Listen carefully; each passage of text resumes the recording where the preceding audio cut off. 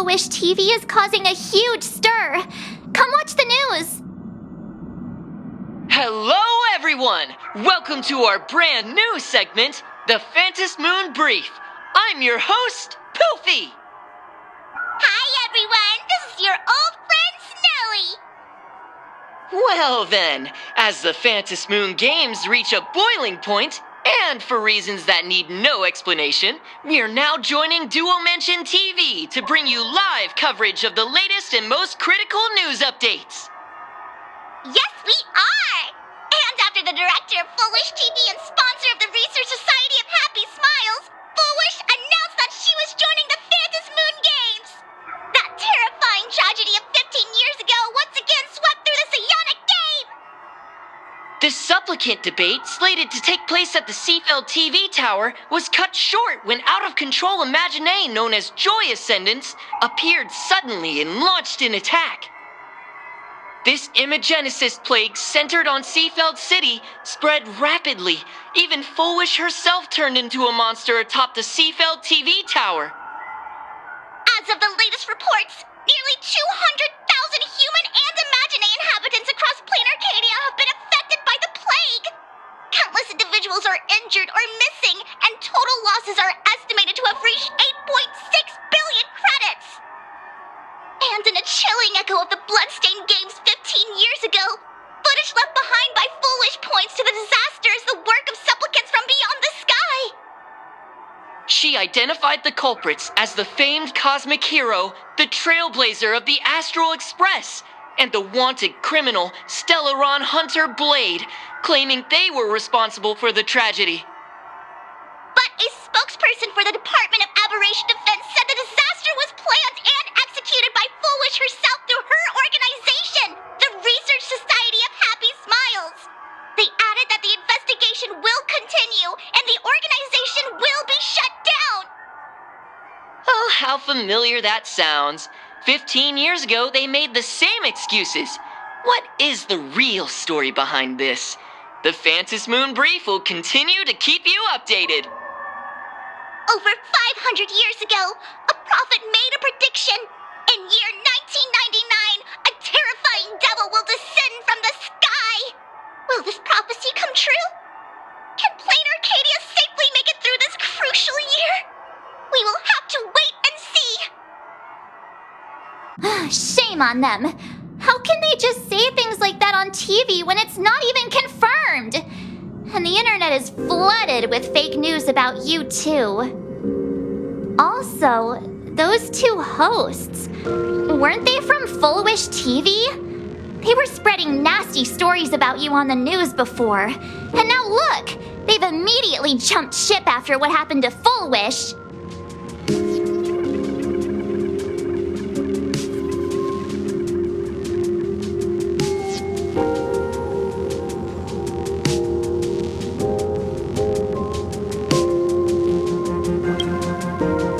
When did you get so understanding? I'm happy you made it back safely, but somehow you just don't seem quite the same. Oh no, you're trying to grow up and leave me behind. Don't tell me you're becoming the next Don Hung. No! Is this what it takes to become a hero?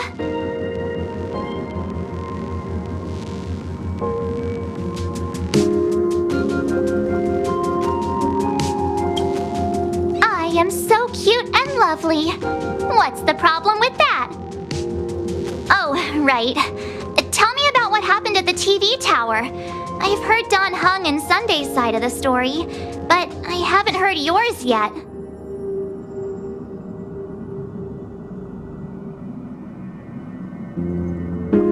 So, Full Wish had people undergo the happiness surgery to implant Shuhu's flesh into their bodies, and that ended up causing this disaster?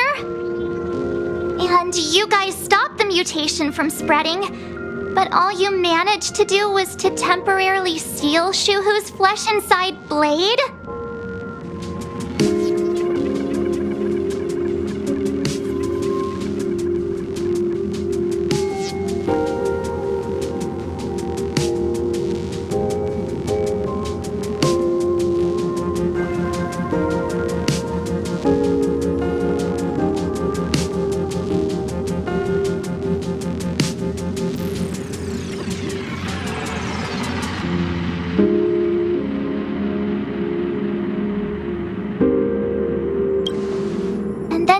mentioned that Nessia, the one we met at Star Rail Fest, is actually the Phantas Moon Games arbitrator? No wonder she could draw a mask for you. And she also asked you to go deep into the world in Canvas to warn, who was it again?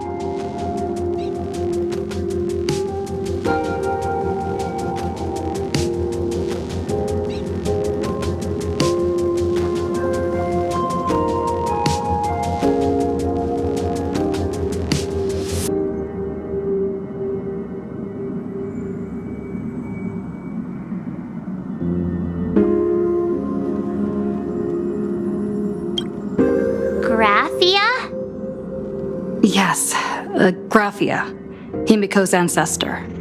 She's an artist from 1,000 years ago. Himiko's ancestor? She's still alive? Wait, that's not even the most important part. Nessia asked you to warn Graphia that the Lord Ravager, Asat Pramod, is back? Oh, why does the Express have such bad luck? By this point, whenever we go on vacation, I'm always ready to deal with random problems. But running into another Lord Ravager while on vacation? This is way over the line. A Lord Ravager, at Venessia's request, Shuhu's flesh and Blade's body, and the unfinished Phantas Moon Games. Suddenly, there are so many things to deal with. Feels like we're juggling a bunch of eggs all at once. One slip, and it's all gonna go splat. Are you okay? I shouldn't have asked so many questions. Didn't mean to stress you out or make you worried. I'm gonna go take a minute and collect myself. So many things to deal with right now. Oh, what should I do next? Nah, I've had a long day. I should just get some rest.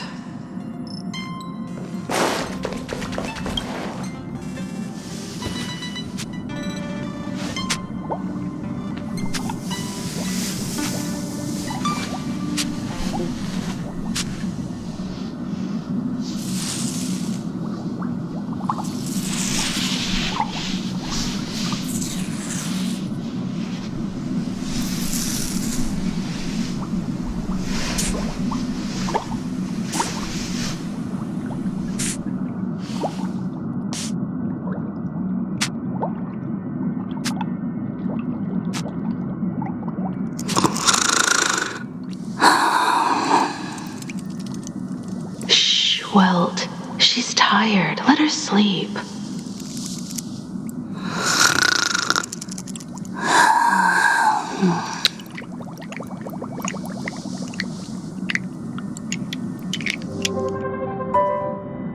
You're obviously tired.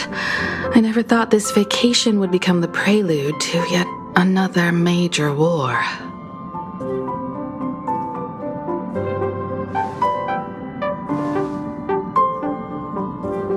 From our very first steps, trouble has always followed the Nameless. But this is way too much. Look at you now. It takes me back to when I first got the Express running again. Aside from Pom Pom, I was the only crew member on board, constantly stretched thin and feeling out of my depth. All I could do was note every problem in the navigation log, one by one. A world's coordinates that needed an update. A glitch in the Express's warp system. The notes were as dense as the coordinates on the astral charts, leaving me completely overwhelmed.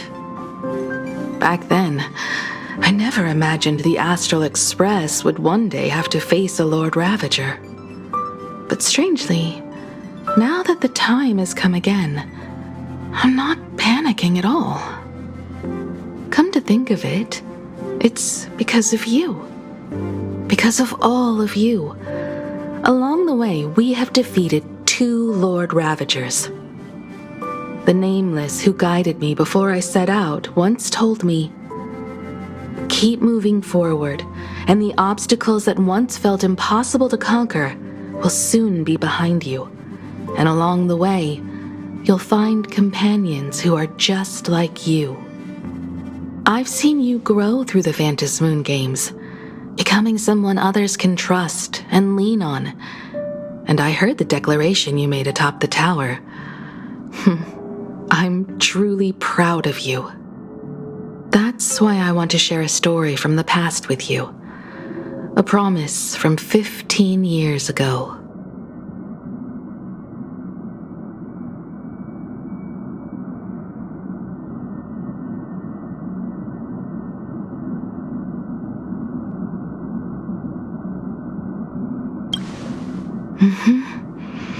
I promised someone that when the moon over my hometown was full again, I would go back to see her, to let her know I had made the most of this borrowed life and found companions I could trust with all my heart.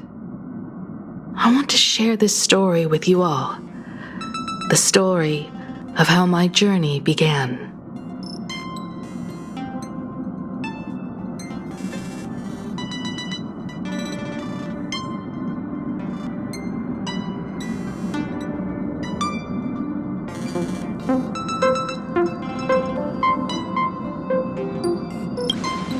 Because it's a long story, filled with many memories of my past. I'd also like to invite you all to the place where I repaired the Express and tell you everything bit by bit. All right, it's a deal. When I return from the world in canvas, you can make us, let Shush make us some coffee. Then we'll settle in and listen to your story. Speaking of the world in canvas, March told me about what Evanescia said to you. Evanessia's request was not made lightly, and she was worried for a reason. Silverwolf saw that Lord Ravager in action too. According to the records from the databank and the IPC's investigation, Asat Pramod's campaigns often span centuries, and the planets he targets all end up destroyed in freak accidents, leaving their surfaces covered in only smiling faces. 1,000 years ago, my ancestor Graphia created the world in canvas.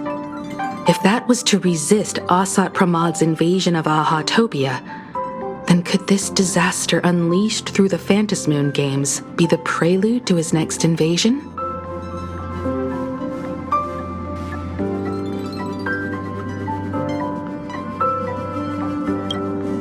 Good question. As for who in Plain Arcadia knows Graphia and the world in canvas best, it's probably Pearl. She was sent here by the IPC. She should have some clues to guide us in the right direction. By the way, General Yao Guang is here. She says she wants to talk to you in private.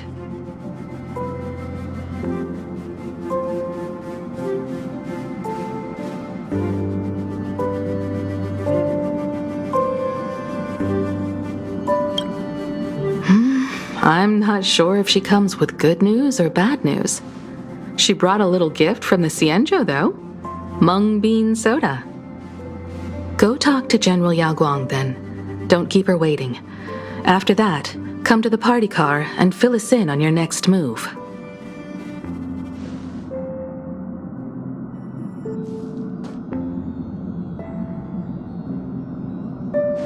Nice to meet you, Ishvara.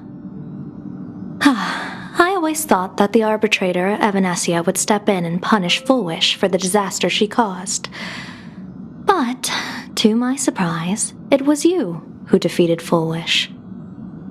In my capacity as an Arbiter General, I extend my deepest gratitude to you for halting the plague and sparing countless lives from suffering.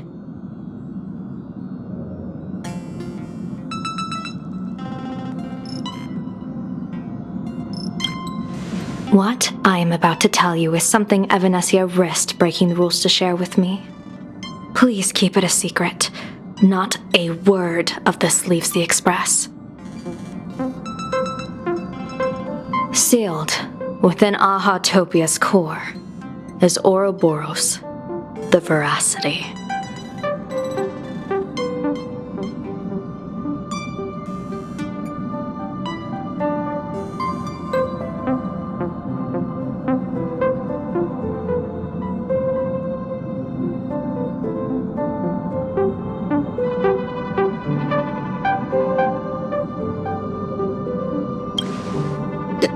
You mean the Leviathan that can swallow whole planets? That Ouroboros the Veracity? Looks like you know a thing or two about Ouroboros. I've seen that terrifying thing in Herta's simulated universe. Rumor has it, they were last seen during the era of the Swarm disaster. They were hardly there to aid the Swarm, but rather to attend a cosmic-level feast, in which the Swarm served merely as appetizers, and the planets they passed were devoured as the main course. No one expected them to be here of all places, sealed away on this very planet after vanishing for years. The true situation remains unknown. But with this information, we can understand why Asat Pramod set his sights on this world. Aren't you a little afraid, facing a huge disaster like this?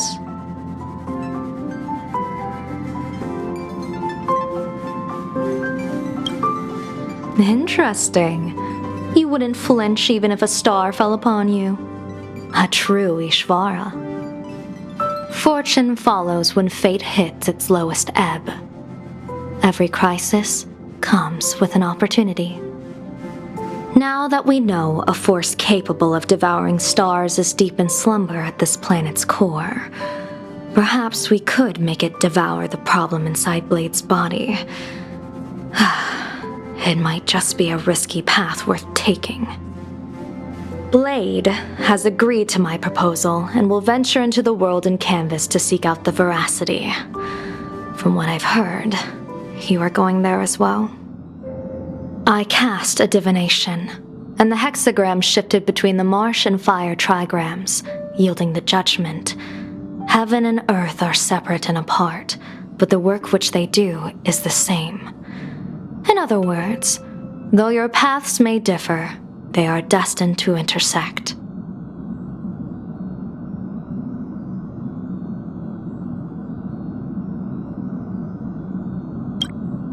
What miracle could cap off these games better than a finale that humbles a Lord Ravager? It will be a tribute to the elation. The shadow of the Lord Ravager looms, and from here on, everyone must carry their part of the burden. I will take my leave first. Before I set out, I still want to say a few words to everyone.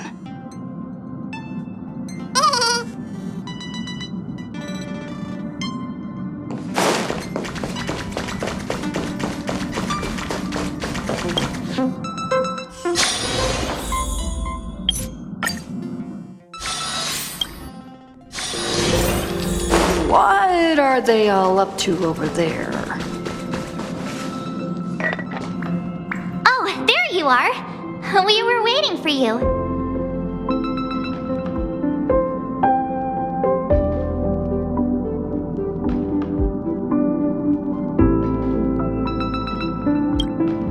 We're here to celebrate the Astral Express making it through another trial, of course. Pom-Pom's heard all about your latest adventure. It's a modest celebration, but a meaningful one. You stopped Full Wish's scheme, and that is no small achievement. Regardless of what the people of Plain Arcadia or the media may say, we raise a glass to you. Exactly. You knocked out the mastermind behind all those creepy whatever their name is. I didn't get to see it myself, but Don Hung described it for me. You killed it! Your victory gave Blade a chance to free himself from Shuhu's flesh. Thank you. With a Lord Ravager looming on the horizon, everyone will soon be heading off on their own missions. Before that, it felt right to have a small gathering like this. Now, let's make a toast. Here's to everyone who fights to protect this Arcadia. And here's to all of us. The Lord Ravager can throw whatever he wants at us, but I know the Astral Express will keep streaking across the stars.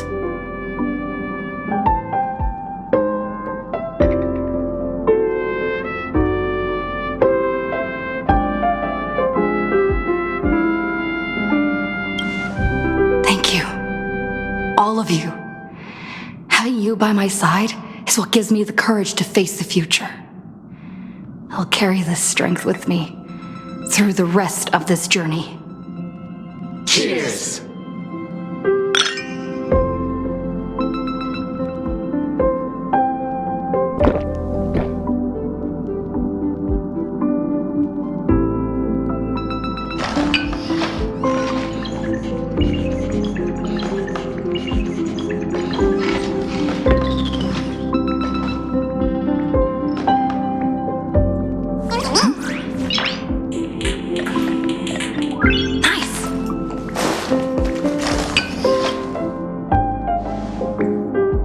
There you are. March and I were talking about you. A little. But March is obviously worrying too much. Hey, what's that supposed to mean? I have a reasonable amount of concern for my companions. This trip to Plain Arcadia is the first time we weren't necessarily working together toward a common goal. You dove into the Phantom Moon games. I crossed paths with that relentless old friend and foe again.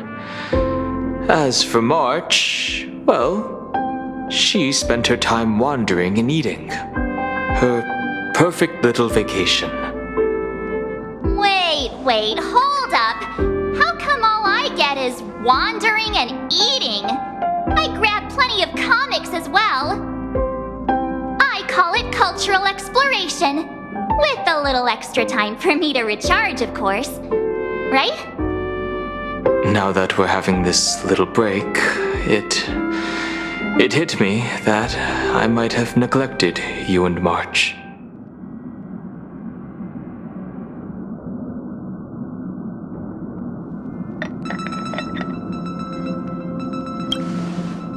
Well said. This vacation has expanded my horizons and my stomach capacity. Blade has accepted General Yao Guang's proposal. Perhaps he has finally moved on from past grudges and that abundance curse, and is now ready to do something for himself. It's going to be a path fraught with danger, so I had hoped to accompany him for a bit longer, but he refused. From now on, I will turn my attention to this world.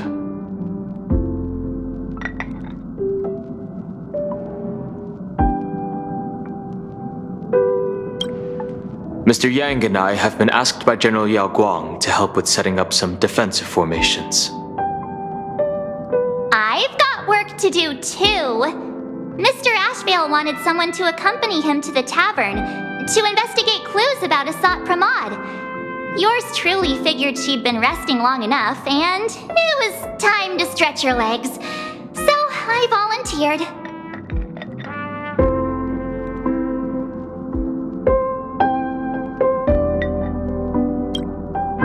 No problem. When you come back, you have to share everything you saw in the world in Canvas.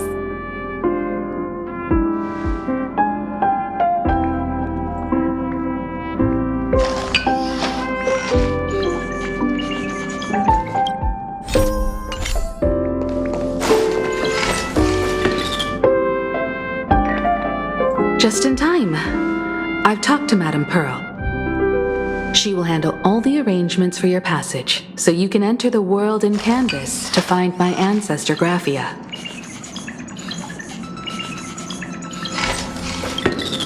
This is an important matter. Furthermore, your journey gives her the chance to uncover something she's been yearning to understand for years. The secret to Graphia's art of imagenesis. Once you've fully rested, you may make your way to the dock in Seafeld City. Madame Pearl has a special ship waiting for you there. It will take you to the border between this world and the world in Canvas, a place known as Inkford Hermitage. That's your final stop before entering the world in Canvas, a place to gather your supplies and rest up before you set out on the journey ahead. I know you'll have to go alone this time, but I don't think it'll be dangerous. After all, that realm was created by Graphia, my ancestor. The thought of it makes me feel calm, in a strange but comforting way. If you get to meet her, please give her my regards.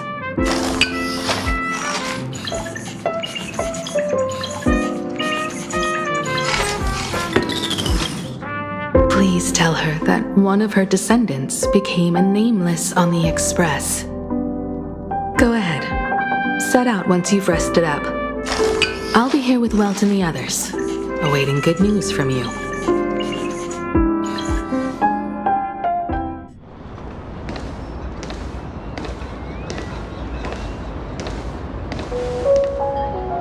In other words, that woman wants you to take Shuhu and jump straight into the Veracity and leave the rest to the Eon's stomach acid?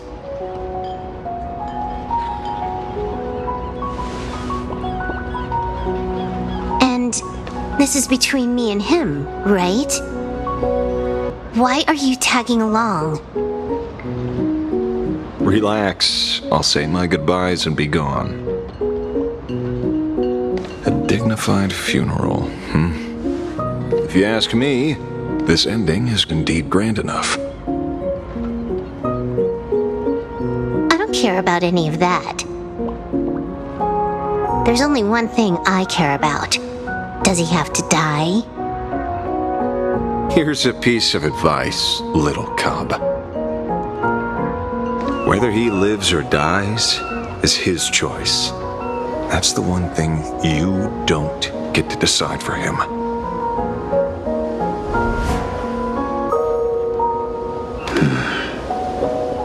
It has landed. What? Nothing. Just a seabird landing on the rocks. A blade forged of mortal steel cannot sever an undying fate. If Shuhu is to be put down, the options are few, and that Leviathan is one of them. In time, people will say this. The culprit of the Juming gave his life for the greater good and plunged into the abyss alongside the abomination.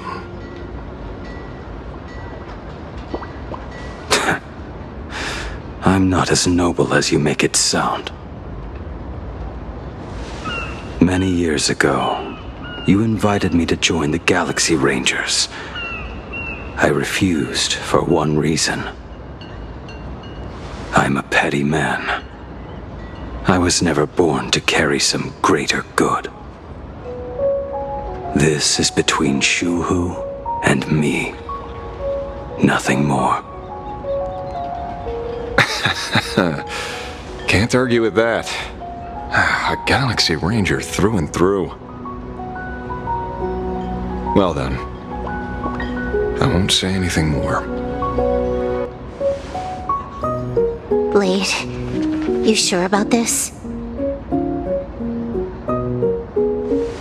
For years, death has clung to me like a curse, etched into my bones. If there is a chance to make a god feel the same pain, I would do it, even if this body is reduced to ash. As for everyone else, there's no need to drag them into this. We'll proceed as Yao Guang proposed. Bury Shuhu at the end of the world in Canvas. taking me with him, and let the veracity dissolve us both.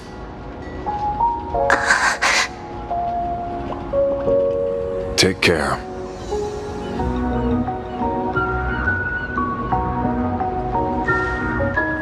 How about you stay as well?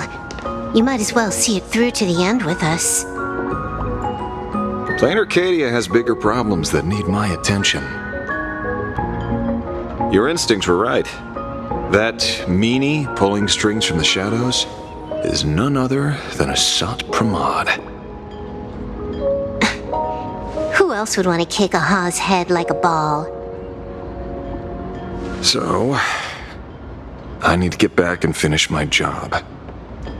Investigating a Lord Ravager sounds like a job you don't come back from. Therefore, it also pays very well. Then here's hoping you live long enough to collect your payment.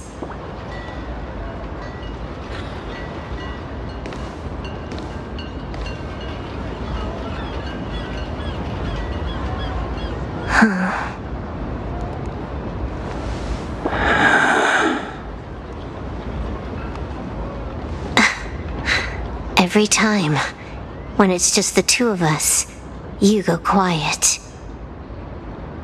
You know what I'm going to say. The seabird's flown off. It's time for us to go too.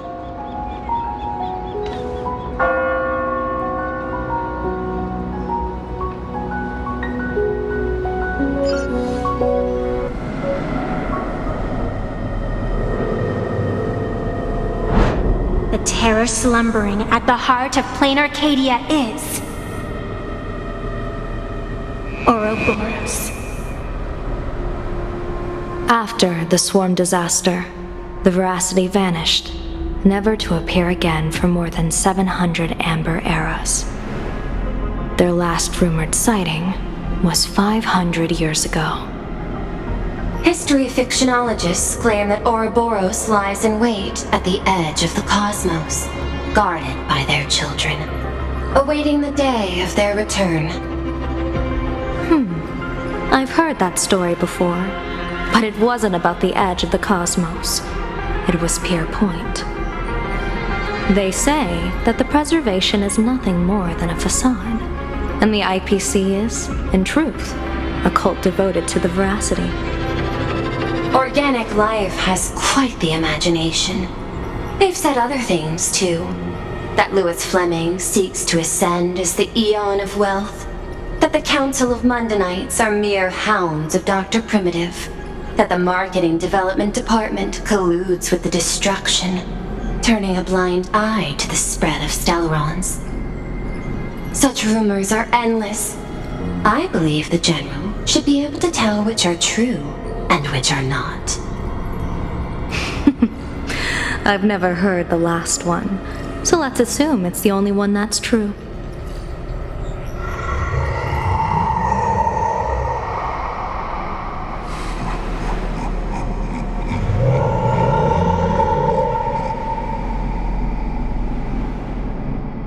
Such terrible breath. Once this Leviathan awakens, the Arcadia's destruction would be all but instantaneous. For now, this remains conjecture. The sealed remains appear to be a husk that Ouroboros once shed. Why it's here and how it's connected to the elation remain unknown. Yet even a fragmented remnant of an eon is a threat that can't be ignored. The calamity of the Leviathan must not be allowed to re-emerge in this world. Naturally, that is why I'm here, and it's about time for the two Nameless to arrive. Oh, you're just on time. General Yao Guang, as instructed, warding talismans have been placed at over a dozen sites across plain Arcadia. My thanks. It was Mr. Yang's talent of creation out of nothing that allowed us to reproduce dozens of plumes and complete the deployment with such speed. Now, with yin and yang aligned, and all 4 aspects in place, as long as we set up the last formation core. The Decalite reflection barrier will be complete. Using the divine eye of the Spiritus to weave a giant web, one that ensnares countless possible futures. General, have you truly made up your mind? Though Shuhu has been eradicated, the signs of doom have not faded. On the contrary, they grow ever clearer. After much consideration, the source can only be this restless corpse. One crisis is yet to pass, and another is already upon us. The Arcadia's ley lines were already riddled with scars, and now even the ancient tree's seal is starting to loosen. While Evanesia is asleep, someone must take up her duty to guard this place. But defending isn't the way of the hunt. If you don't want to become the prey, you must become the hunter. General, do you intend to go on the offensive and suppress the remains of the Veracity? How could I? The Joy Seeker could barely confine that husk using the Abundance's ambrosial arbor as its cage. I'm not that arrogant as to place myself alongside the gods. I'm not here to guard against an Eon, but against a lesser menace. Lord Ravager Asat Pramod. This barrier is prepared for him. Asat Pramod has been meddling with the game from the shadows. His intentions unclear. We know little about him or the Veracity. By chance, however, a friendly citizen has provided us with intel. Ouroboros' remains are in Ahatopia, aren't they?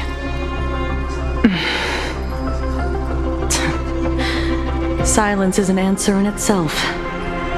I've seen that reaction too many times. I'm not surprised that you were the first to discover it. You were in the Torn Scroll too. The probability of you noticing was 24%. That's a little low, don't you think? I'd put it at well over 90. What I don't understand is this. There were countless ways to verify your hypothesis, yet you chose the most unconventional one. You bypassed security and broke into the building to confront me in person. What is your objective? This is no confrontation. It's a warning, Madam Pearl. I'm a security officer, and there is only one reason I'm here. While everyone else is fixated on the Phantasmoon games, only the Department of Aberration Defense is watching other places. Like the location where the new Herald of Death case was closed? Correct. The incident involved 4 Daybreak warriors, 3 nameless, 1 detective, and 1 officer. But just moments ago, a 10th set of footprints appeared at the scene. After the investigation, we learned that the traces were left deliberately. A blatant provocation. The Lord Ravager bent on destroying the Elation came uninvited. Make no mistake. Planar Arcadia is the stage he chose with care, and drawing the Abundance into the fray was hardly a whim. Our top priority is to dispose of Shuhu's flesh properly to prevent it from falling into the wrong hands and causing another calamity. That said, we cannot afford to ignore Asat Pramod's next move. This giant web is prepared for that very purpose. Once the entire planet is folded into the divination's trajectory, under the gaze of the Omnitia, all possibilities will be laid bare.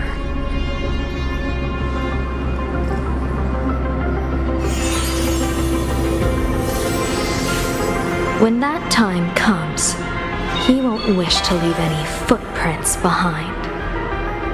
One final question. Why did the Lord Ravager choose to visit this place?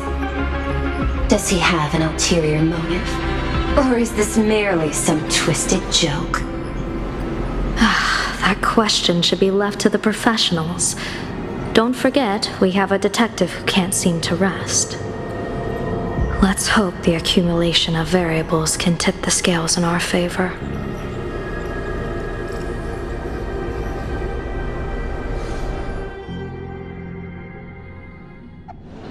And so the people set out, and the gondola, bound for distant lands, set sail. At the end of the world, the elation once again declared war upon the veracity. Hey, frail little humans! Ouroboros split their mouth wide open.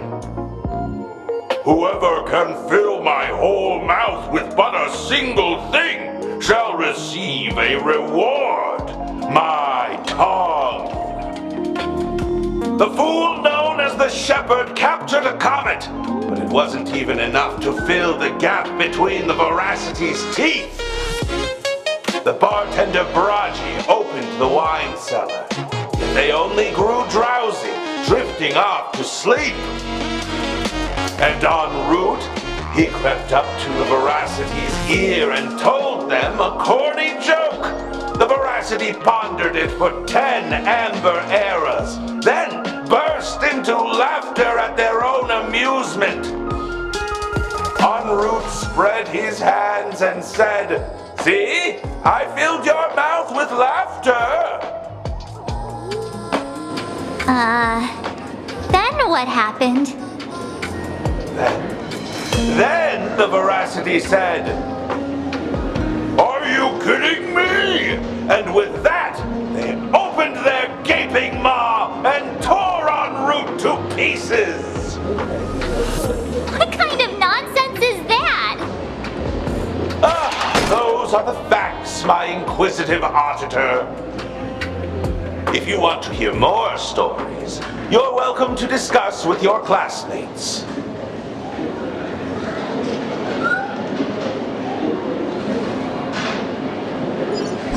We came here to investigate the veracity in Asat Pramod, but all we got were stories that only a 3-year-old would believe. Rumors don't just appear out of thin air. It's just a matter of how much truth you think they hold. At least 90% of that was made up. Sometimes that last 10% is all you need.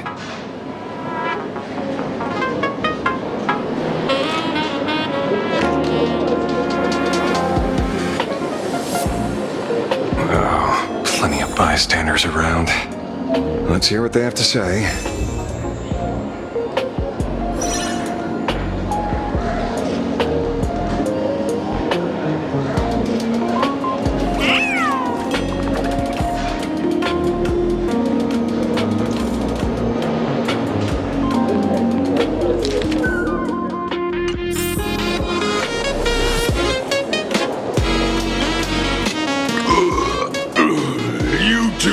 About the veracity? You think about walking that path? Walk the path of veracity? Do I need to eat everything in sight? You got it! It's always dream big. Some were bulldozers, some are monsters, and I am on a board. And the man. Can you talk normal? Stop gulping for air. I swore to become a veracity path strider. I eat everything. Tasty, nasty, anything I could chew.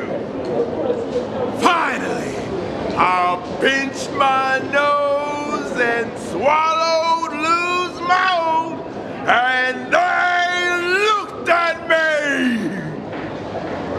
Ouroboros? Nah. Very regrettable. Enough already. I'm telling you, it was all bluffing. The fools didn't lose.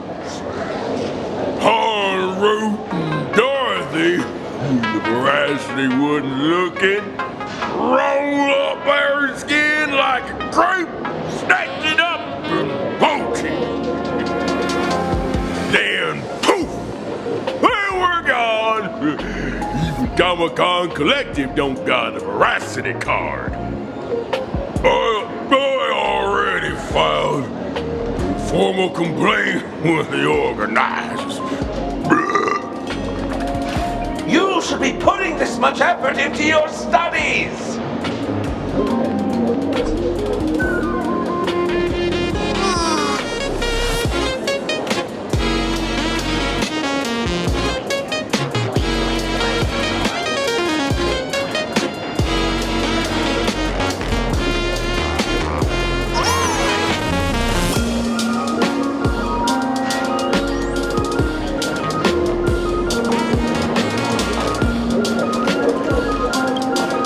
They say a dull pen beats a sharp memory. My memory's dull, and my pen's not much better.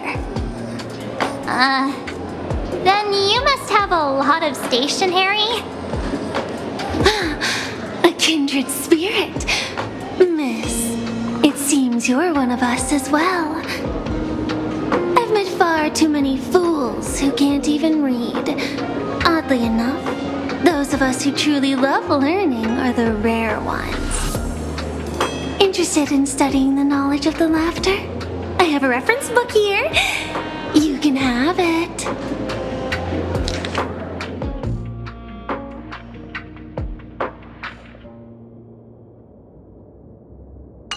This feels completely made up. But, thanks anyway. Oh, please. Thank the seniors. To compile this book, they offended every eon they possibly could, and narrowly escaped death at the hands of each and every one of them. As for me, I'm just the one who keeps the books circulating. Hey, friends! How was your first day of school? Sparksy's here to pick you up after class.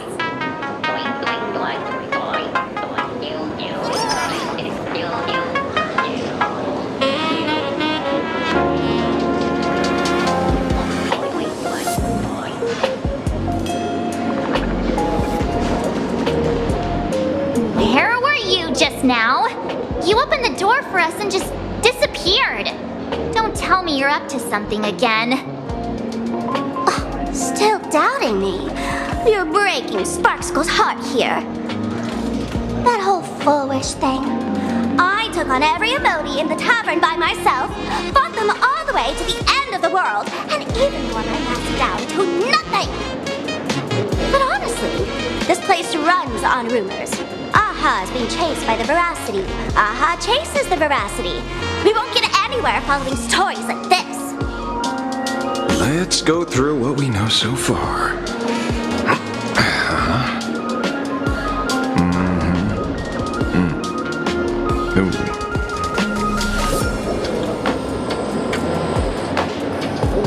Yeah, it's a complete mess. So, after a bit of thought, Lady Sparksy came up with a brilliant idea. I borrowed a nifty little gadget from a friend.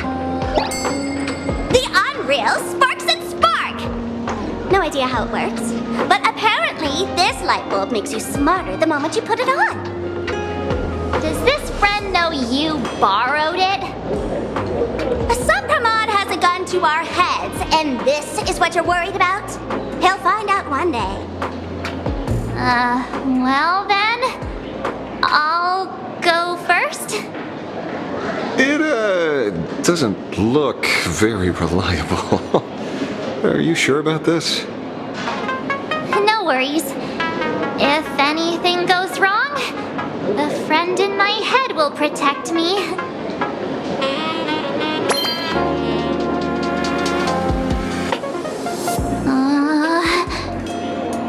Doesn't seem to have any effect.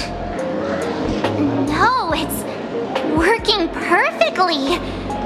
I get it now. All of it. No need to dance around. Our enemy is a Lord Ravager. There's only one question we need answered. How does Asat Pramod plan to destroy Elation? Correction.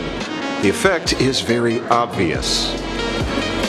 Judging by Nanook's habit of picking Lord Ravagers, I wouldn't be surprised if Asat Pramod was once a masked fool, and therefore knows Aha's weakness.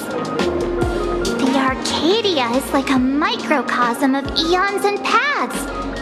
People indulge themselves in fabricated happiness, unable to pull themselves away from it. Many have expressed their concerns.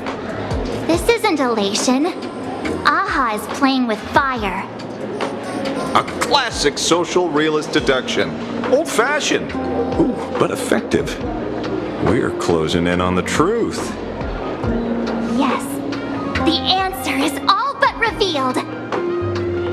You are Asat Pramod, Sparksy. Do you have evidence? Of course. The truth is so simple that everyone overlooked it. The evidence is... you were the first person I met when I got off the express. If I am Asat Pramod, would you and Grey Hair have been able to walk out of the school alive?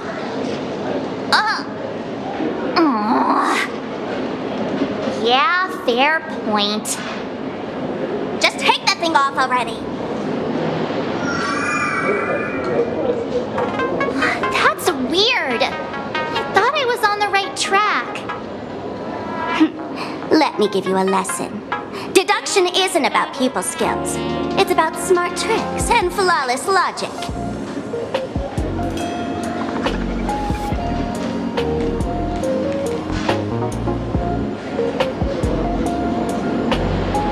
Watch and learn. Sparkle, master of the classic whodunit, has entered the chat.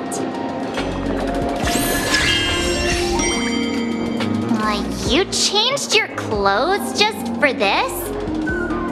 First of all, Ouroboros likes to eat. Secondly, whatever they eat disappears completely. Therefore, veracity is also a form of destruction.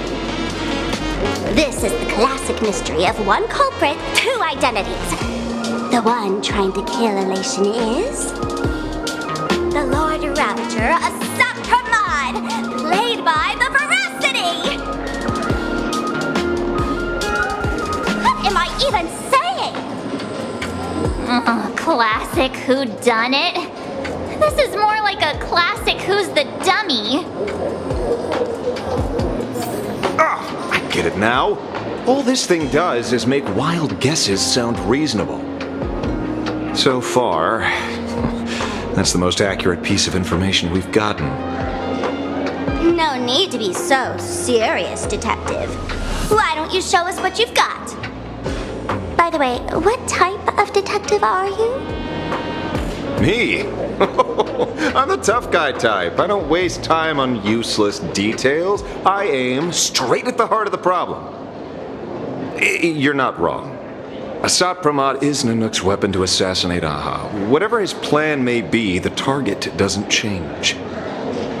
Remember, as far as humanity knows, there are only 3 ways an eon can fall. A broader path engulfs a narrower one. Divine warfare between eons, and the third one. What was it again? Forcing an eon to turn away from their own path. Whichever it is, none of it sounds remotely connected to plain Arcadia. So, what makes you so certain Asat Pramod is here on business, not on vacation? Because we folks just dug up one heck of a treasure from underground. And in the stories tied to them, we've unearthed more than a few names worth paying attention to.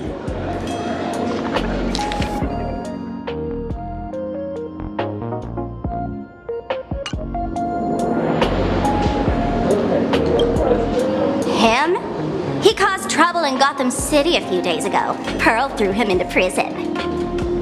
I know. I was the one who caught him.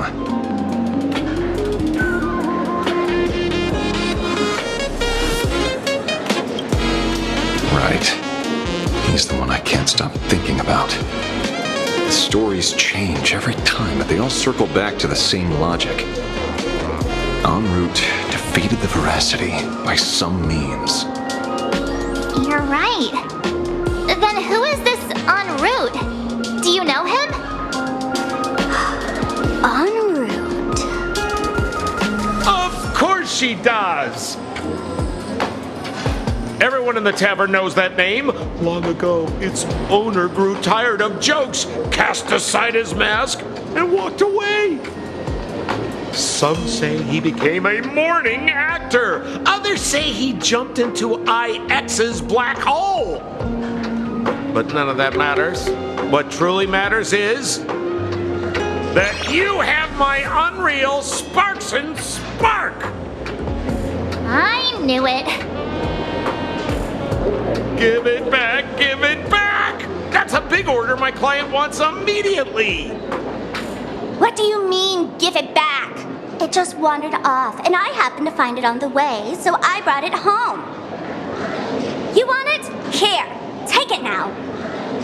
Absolutely not. Wait, right now? This doesn't sound like you at all. No. If it's a no, it's a no. Guess I'll keep it. Bye-bye.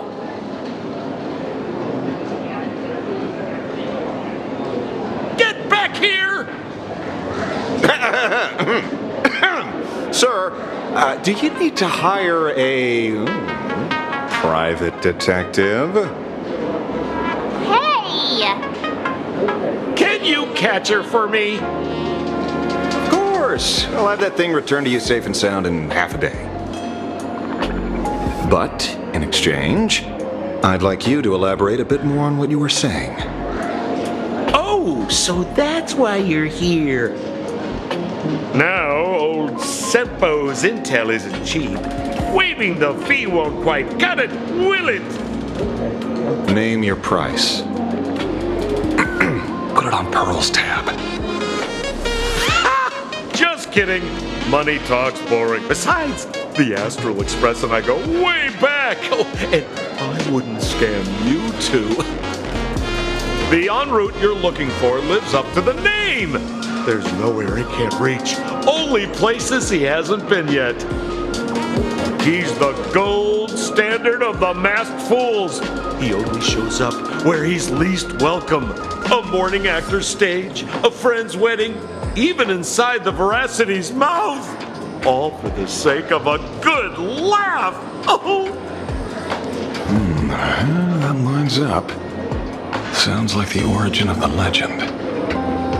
So, he's a friend of yours? Not a chance! Back when old Sempo was still a kid, en route was already a name in the history books. He left the tavern during the Second Prosperity. They say after hearing 30 trillion jokes, he never laughed again. Before he left, en route said one thing that, at the time, no one cared about. Elation has been dead for a long time. Where did he go after he left the tavern? The tavern has 10,000 mouths, all telling different stories. All I know is this. He said he was headed for the true world's end, and that he vanished without a trace. How do you know all this? Oh, I've been around long enough to have my own channels. Just trust old Sempo. And about catching Sparksy? Leave it to me. I keep my word.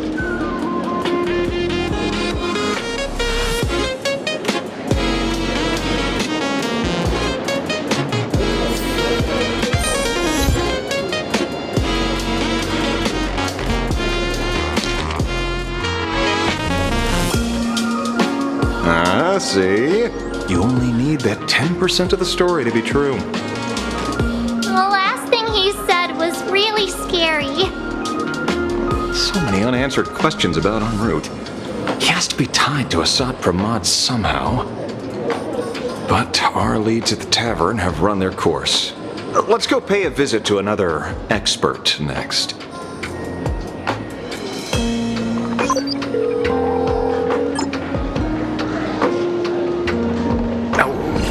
Speak of the devil. Only a Cienjo general could have arranged something like this, I suppose. I'm surprised as well. You've only just left Amphorius, and already you've managed to draw the attention of another Lord Ravager. Miss Ron May? And Miss Ting Yun? We're here by General Yao Guang's request. It seems we arrived just in time. At first, I only came because the Shenzhou extended an invitation, and it seemed impolite to refuse. Now that I'm here, I see it was well worth the trip. So, let me get to the point. Ouroboros has long been dead. Their death was merely buried beneath layers of secrecy. Hardly surprising. They disappeared after the swarm disaster, and there are many different opinions on where they went. The Intelligentsia Guild claims the Veracity ate their fill and entered hibernation. I don't buy it. Those scholars are fond of post-meal naps themselves, likely just projecting their own habits. You seem surprisingly calm, which makes sense. After all, the shadow in your right hand is evidence as well. Why don't you tell everyone what happened to the Galaxy Rangers back on Von Walk? Von Walk? Sprightly Von Walk. I've heard there's a particular phenomenon that occurs on that rainforest planet. Plants multiply and grow and are then harvested like wild grass. A cycle repeating every few decades. Almost identical to the Phantom Moon games. But how are the two connected? When you hear plants and growth, shouldn't that make you think of abundance?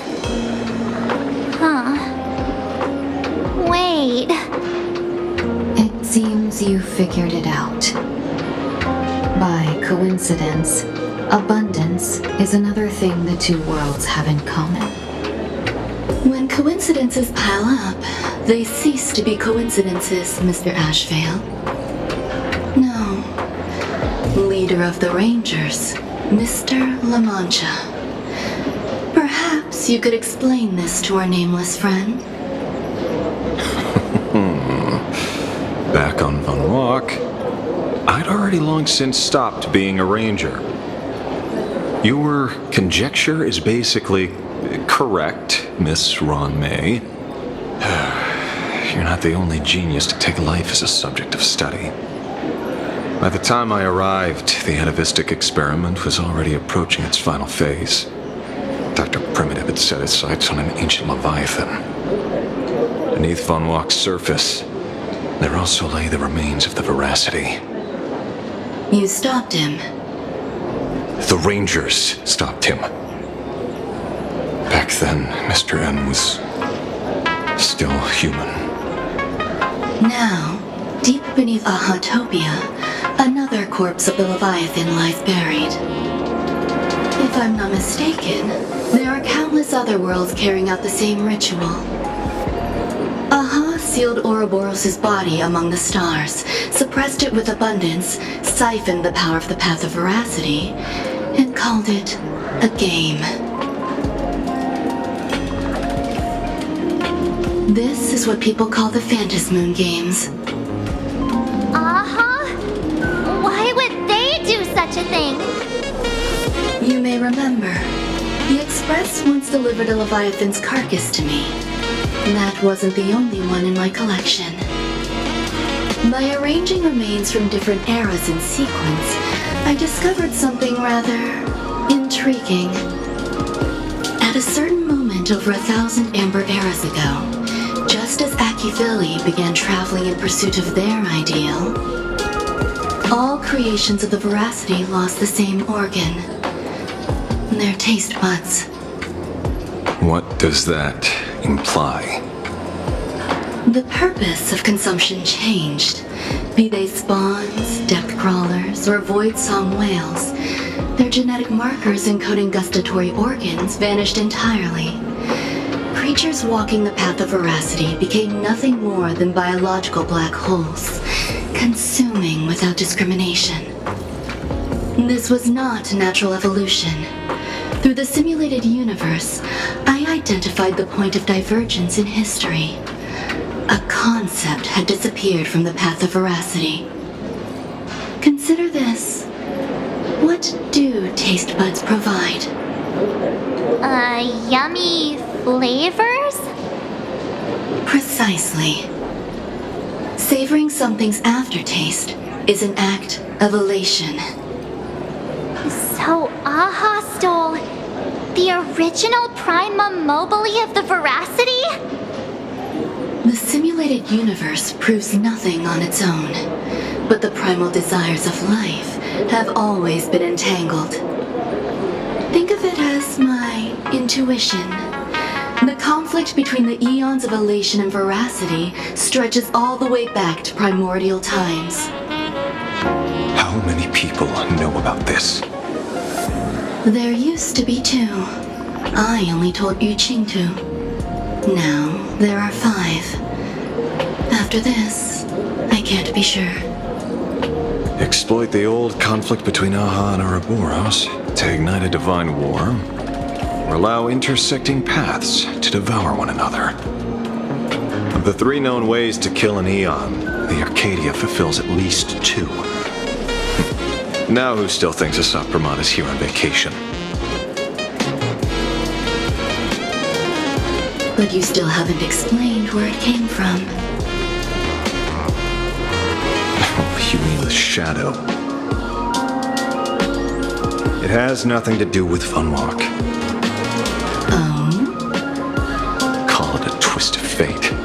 This isn't my first encounter with the Astral Express, nor my first time dealing with a Lord Ravager. When my home was destroyed by Zulo, I had a brief encounter with a former navigator. A navigator of the Express? Yes. Starseer, I see.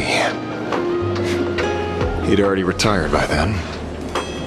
He was the one who told me about the shadow. According to IC, it was one of many remnants left behind when the Express first carved paths along the edges of the cosmos. I led the Rangers to suppress the shadow and devised the plan to assassinate Zulo. But I never learned why it was there in the first place. Don't you find it strange, Mr. Ashvale? Strange? When coincidences pile up, they cease to be coincidences. Like an experiment with results that are too perfect, it's enough to send a chill down your spine. If you don't mind, let's walk through the whole thing once more. Earlier, what did you 2 uncover in the tavern? Someone suspected to be Asat Pramod knew about the Veracity's secret. Before disappearing, he said he was headed for the end of the world. And then? Who did he say the shadow belonged to? A former navigator. The shadow was a remnant left behind when he charted the cosmos. If the world's end isn't the tavern, then where is it? I don't know if anyone can answer that question. Not even Akivili. Wait. Don't tell me. En route only goes where he isn't welcome. After leaving the tavern, he went to the Astral Express. The detective game is over.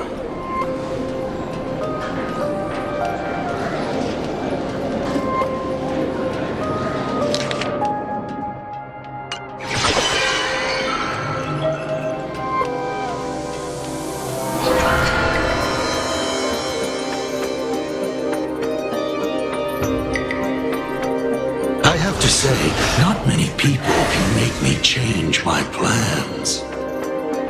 Whether in the past or present, you've always been one of them. So, it is you. You know how it is, kid. I've always enjoyed arriving uninvited.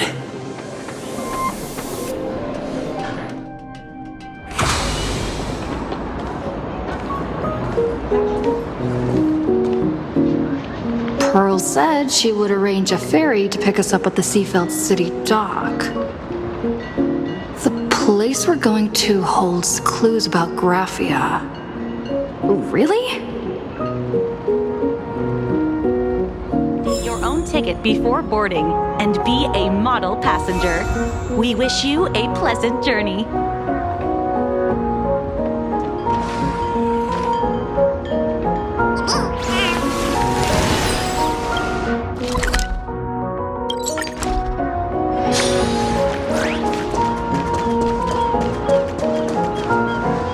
It is an honor to, well, shall I say, be of service to you again.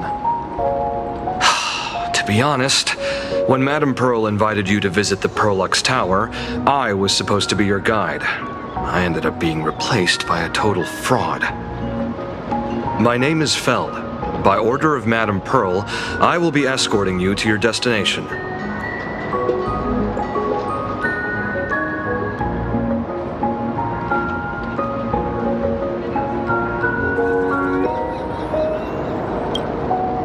You are too kind. I followed the battle in Seafeld City very closely. Serving a hero such as yourself is a true privilege. I assume Madame Pearl has already briefed you on our destination?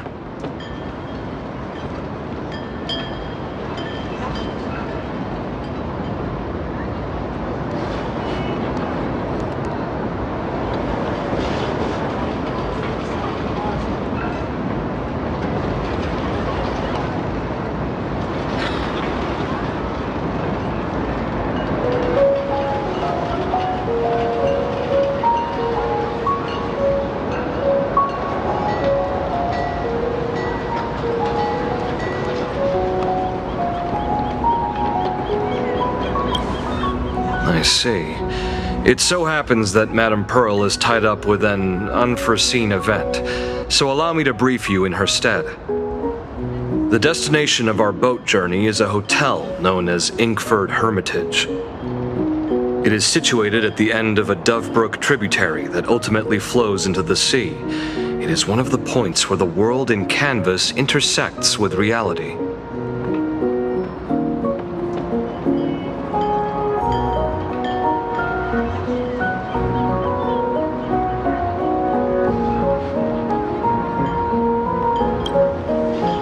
Graphia's former residence was located there.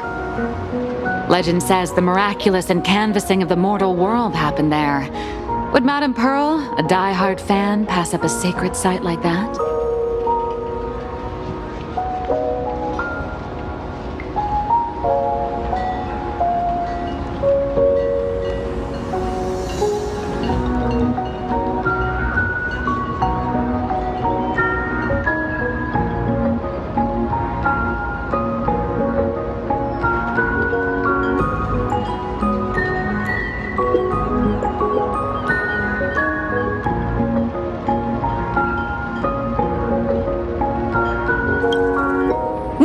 That Madame Pearl just flicked her wrist, signed a check with an astronomical figure, and bought the whole plot of land. She also snatched up every single piece of Graphia's lost works she could find without bothering to verify their authenticity. Whew, I guess money really does let you do whatever you want. That's not even the half of it.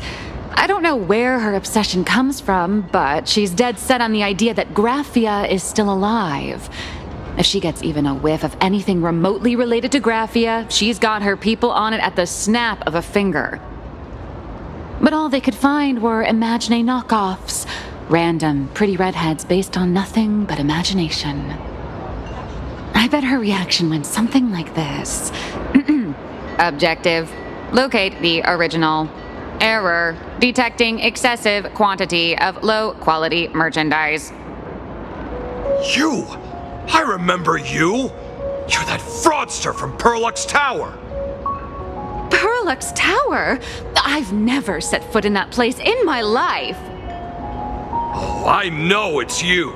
I've seen the footage! You're wearing the exact same outfit!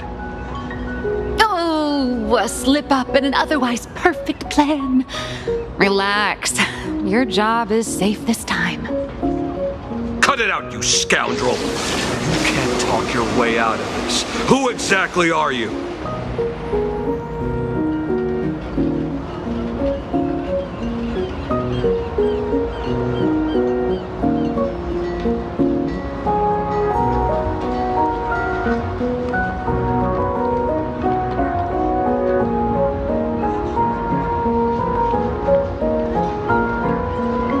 This is the author of Fluffy Across the Blue.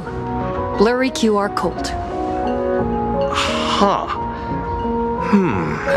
Is that so? My apologies. How rude of me. Miss Colt, it's an honor to finally see the face behind the work. Please pardon my yelling. I didn't know. No worries, no worries.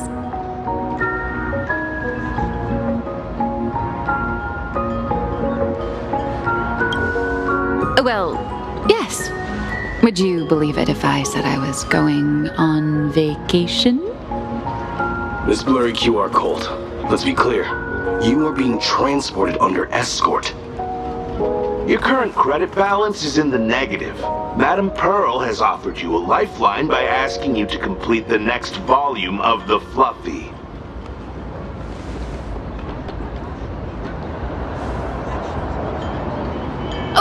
This is not my fault. Remember Alloy King Pom Pom from Perlux Tower? I tried to put everything on Pearl's tab, but she found out and charged it back to me. Who knew a figurine could be so expensive? It cost me more than my entire savings.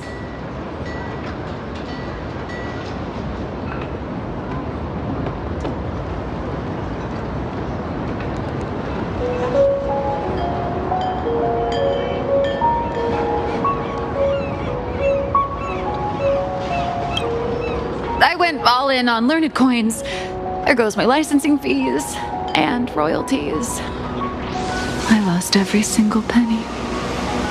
So you're escorting her to, shall we say, an intensive creative retreat?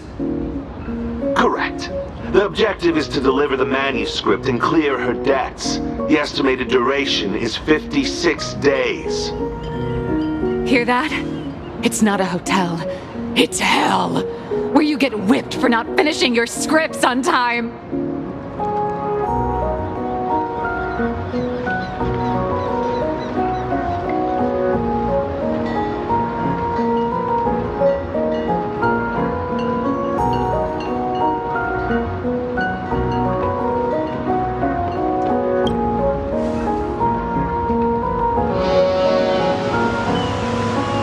The boat has arrived.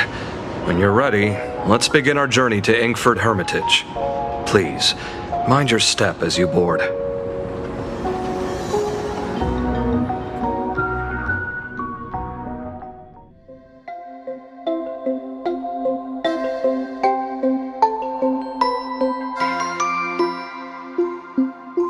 We have arrived. This is the snowy shore of the canvas world, Inkford Hermitage. Are those Wispae floating on the water?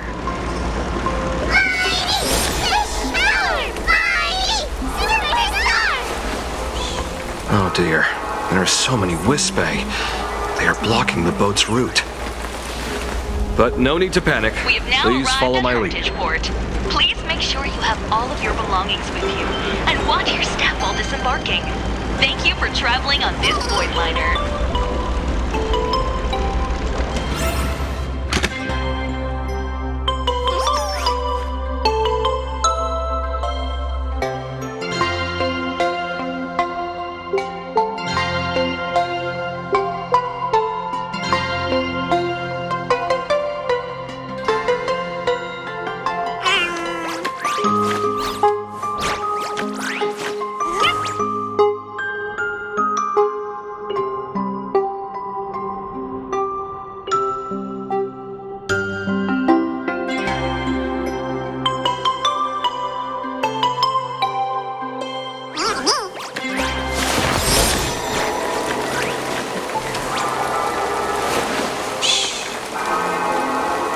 listen with me to the memories.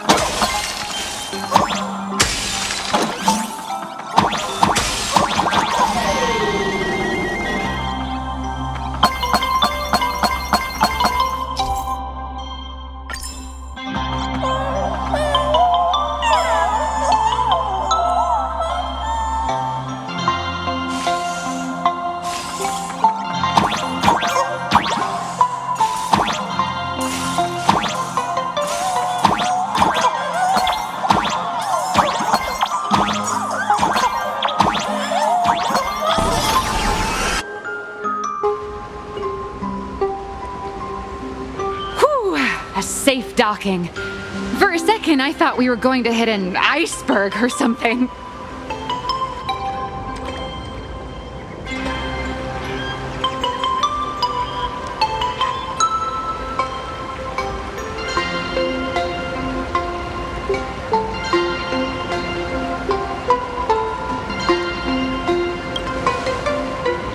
They probably sensed your wish power.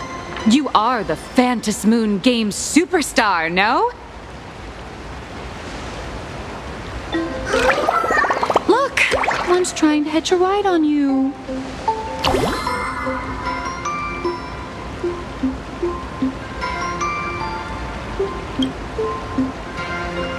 Must have been when we came ashore.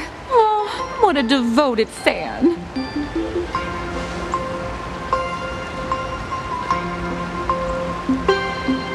Everyone, welcome to Inkford Hermitage. I was imagining a Benzai Tengoku style manor or something.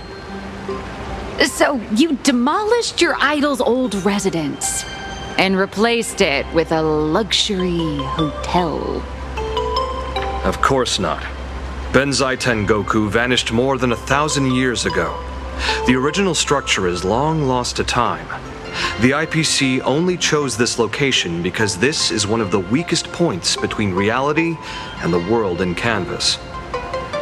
Many Imaginae are born every day, but just as many ancient lineages of Imaginae hide themselves away in the world in canvas once their wish power dry up, or as they grow weary of the mortal world.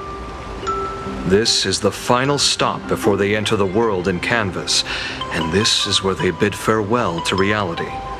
They rest here, organize memories spanning centuries, and then pass beyond the point of no return. Rumor has it that Graphia's soul appears from time to time to guide these weary Imaginae on their path. There's a sense of parting in the air. No wonder the soul of the mother of Imagenesis feels an attraction for a creator. This must be the finest well of inspiration.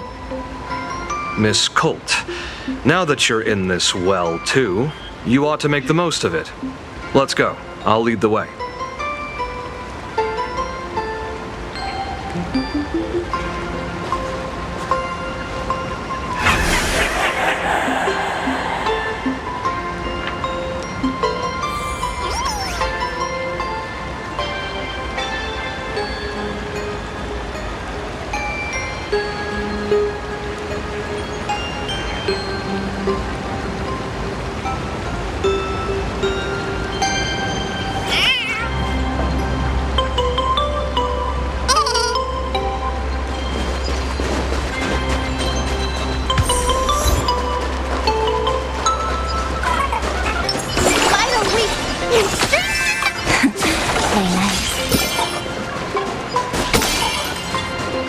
Is that?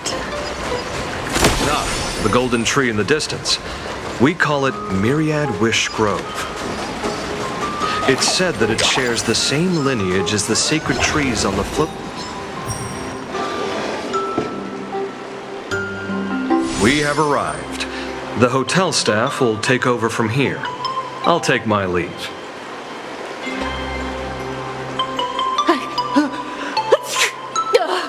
Oh, it's freezing. It's cold enough for a typical snowstorm mansion murder mystery. Anyone here? Here. Hello?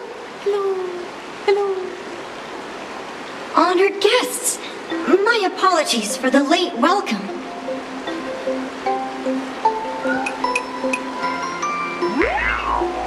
Oh, no wonder it's so cold. It's an actual snow wispy. Hello there, little one. I am the lobby manager, Casper. You have a very high body temperature. Please, try not to overheat the room. Allow me to introduce myself. I am the popular comic artist, Blurria. The former comic artist, Miss Nyalux. Oh, my true name is gone, just like that. Oh wait, did you say former? The big shots upstairs gave me a heads up. You are now an asset of Perlux Corp. You'll be staying here until you finish your next volume. Every guest in this hotel is an Imaginé with quite a history. That Arcadian over there? That's a former superhero. Which one? Never heard of him. That one over there is one of the oldest strangelings. They're a former Kappa. These days, they work as the hot springs manager. A Kappa? Didn't that lineage of Imaginé go extinct when the IPC first arrived?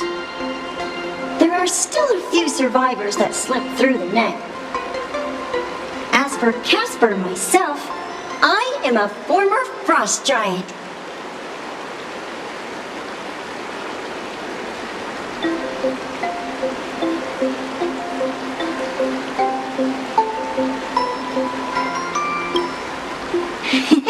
Indeed, another glittering nameless. Another? How's that? That is a secret.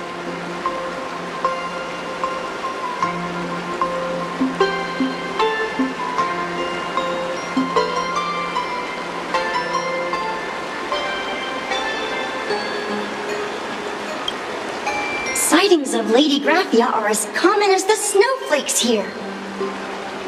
Ever since the news spread that her soul would reside at the hotel, all those Imaginé who mimic her and the weirdos who insist they have a connection to her have flocked here.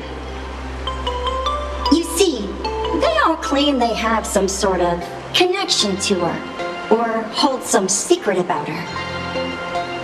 I bet they're just trying to scam people out of wish power and credits. Just like all those people who swear they're AHA. You're not wrong. But whenever the higher-ups ask for a report, little old Casper here can always pad it out and hand over a long list of names. Nameless, good luck with your inquiries. Bye now.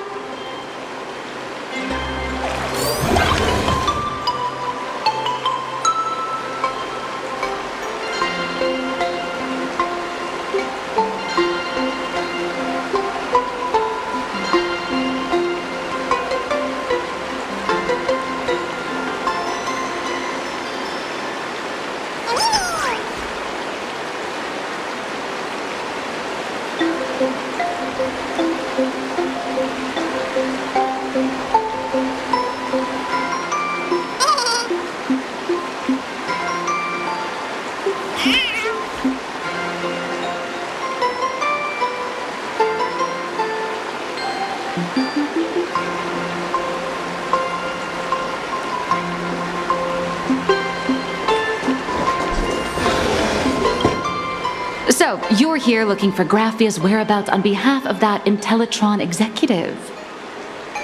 I think it's unlikely that the mother of Imagenesis will see her.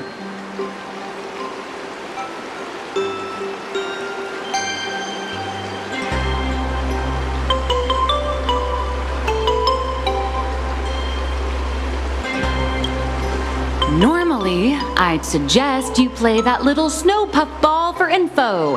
That good luck with your inquiries line definitely had a subtext.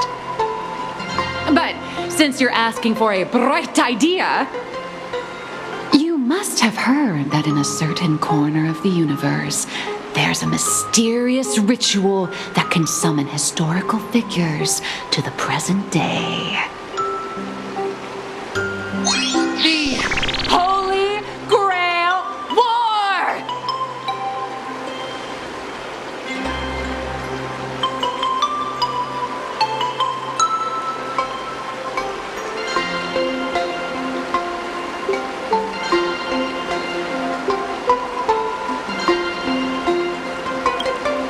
Oh, right! That was your big adventure in Penacony. Oh, how nice. I hope Plain Arcadia holds one too. Then I don't need to explain the method. First, we need a catalyst. Do you have Graphia's brush or palette? Doesn't look like it. No matter, Miss Colt has got you covered. We use ley line resonance. This hotel is built on Graphia's former home. It still has a connection to her, like that vibrant golden tree.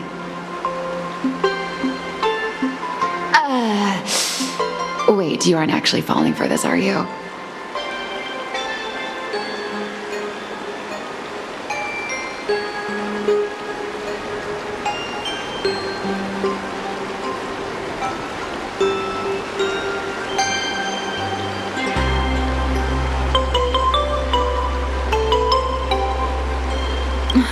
Sorry.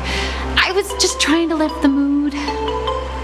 Oh, honestly, I'm a chronic deadline misser who can barely save her own skin. How am I supposed to help you?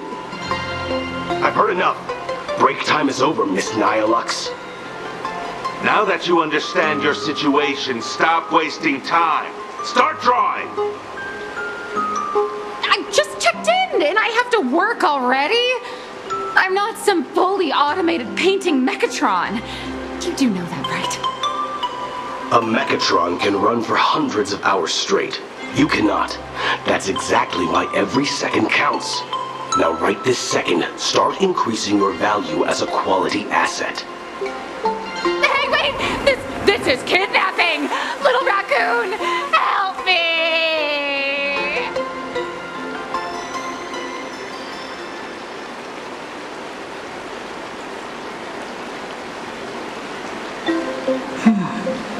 Nihilux has a point.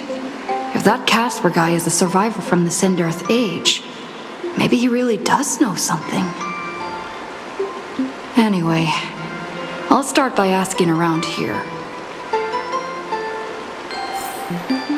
Tell me, is there still a chance for me to turn my life around? Honey, come on. We've been dead for a while already.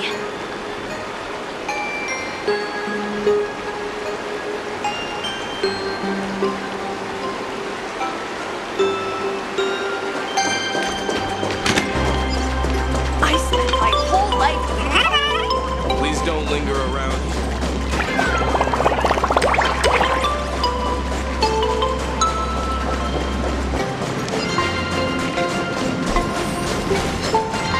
Casper? Are you there? Nope. I'm not.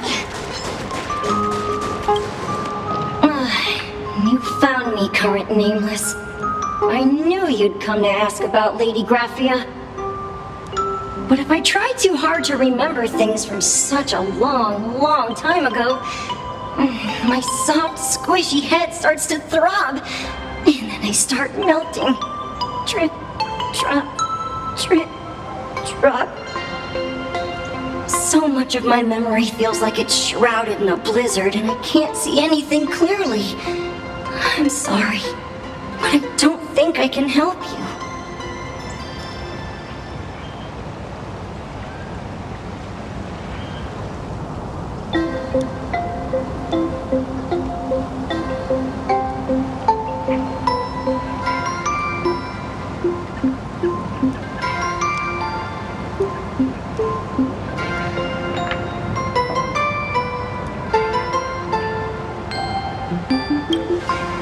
Snowball fight? The game, the name, it feels so familiar. It feels like I had snowball fights every single day a long time ago. Shaping the snow into balls and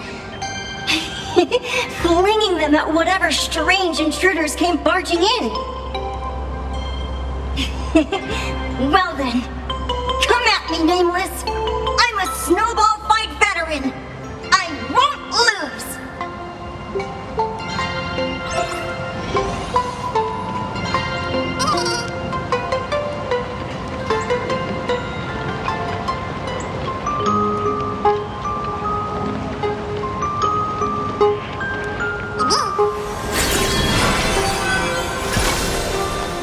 Time flows on, but memories will never fade into oblivion.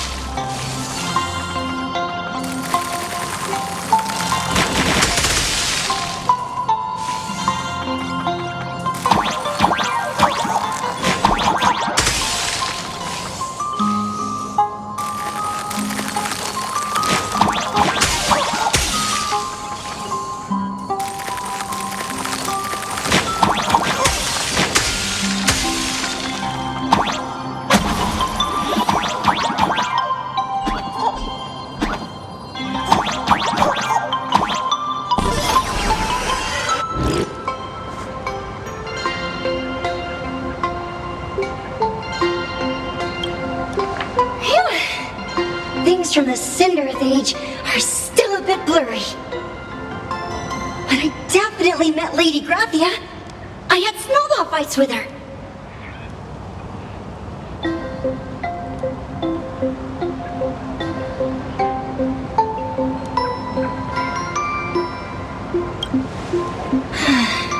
She was a great painter who led us in snowball fights. She'd even paint portraits for everyone. Back then, when we wanted to see her, we'd go to her doorstep, light the ground lamps, and shout, "Snowball fight!" Then Lady Graphia would poke her head out of the window upstairs, unfurl the scroll, and whoosh! Slide right down into the snow. Then we'd have snowball fights against the Void Rangers together, under the giant moon. If we won, I got to swallow the Void Rangers whole. They were so crispy and tasty.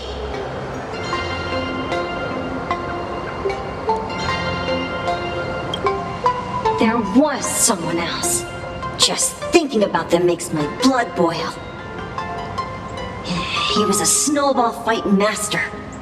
I remember one time 8 of us teamed up to challenge him. But that guy knocked us all down with his snowballs like it was nothing, all from so far away. 6 of my friends were lying on the ground feeling beat. Losing the game got everyone so down that no one uttered a word. As for me, I think I got hit right in the neck. I saw my own giant body thud onto the ground, and my chin felt ice cold. 8 people in the Phantasmoon games? Perhaps Snowball Fight is a euphemism for the Cinderth Age Wars? So, in that round of the Phantasmoon games, Graphia must have fought a terrifyingly powerful opponent. It seems only she and Casper survived the fight.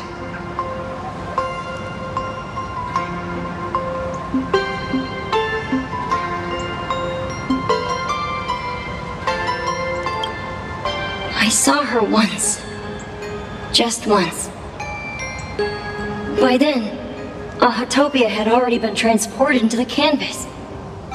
It was so quiet and lonely. I couldn't find my other 6 friends, but I remembered where Lady Graphia lived. So, I went to her front door again, lit the ground lamps, and shouted, "Snowball fight!" It felt like only a second had passed. Just the blink of an eye, yet somehow it also felt like forever. At last, I saw her drift out. She held me and cried, saying, "I'm sorry, and you've done well," over and over. It was just one lost game.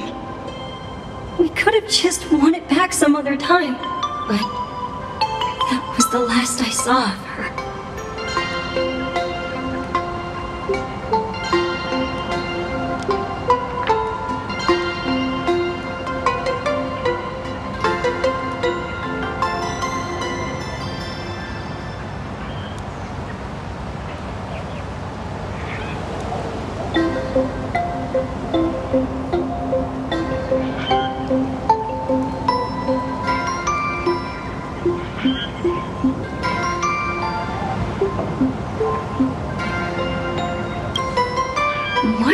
Saying that too. It's making me feel all strange. That's about all Casper can remember. If you're still up for fun and games, come find me for another snowball fight sometime.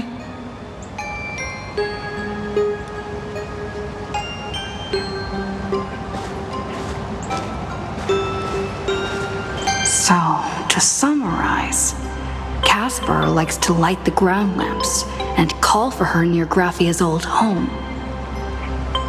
Now, where can I find those ground lamps?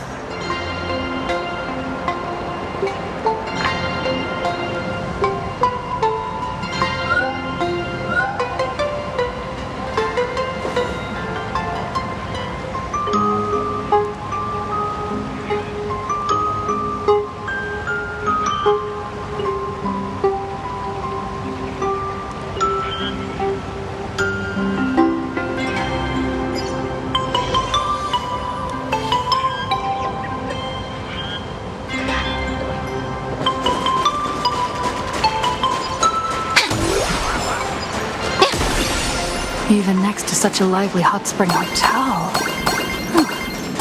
These atonement statues all look like small animals.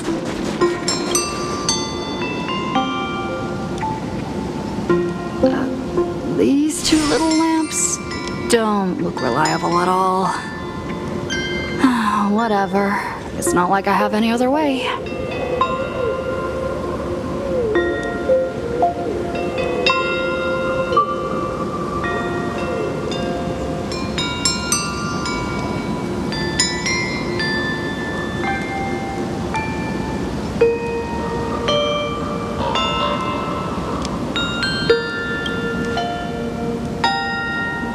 Who dares disturb my 1,000-year slumber? Not only will I refuse to grant you 3 wishes, I shall also lock you in my canvas to suffer in my stead!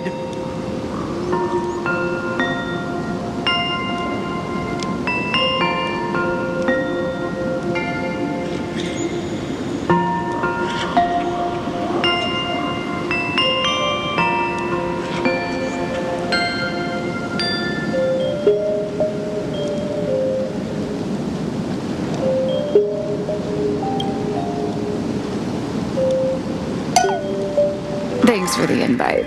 I'm not quite dead yet, but I don't feel alive either.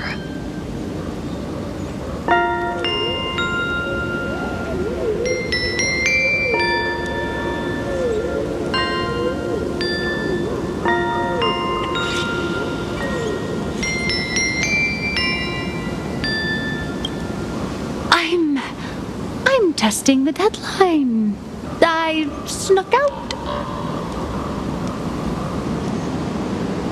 This mountain path is so quiet and secluded. Ooh, what a great spot for a night stroll, listening to the calming sound of the springs. Who knows?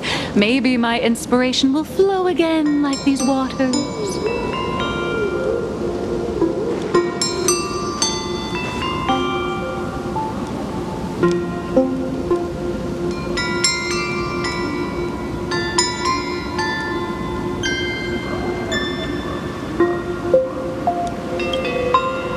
Hoping to find some inspiration out here. With those 2 goons breathing down my neck, anyone would hit a complete creative block. Look at this old stone statue! Ooh, doesn't it look like Hemicat? I just reached the real versus fake Hemicat arc in my comic. Let me pay my respects. Maybe Graphia will bless me with enlightenment. Miss Colt, when did you sneak out? That was fast! I let my guard down for just 1 second, and corporate asset, I mean Miss Colt, escaped. Now that's scary. No way are you running away and taking our jobs with you.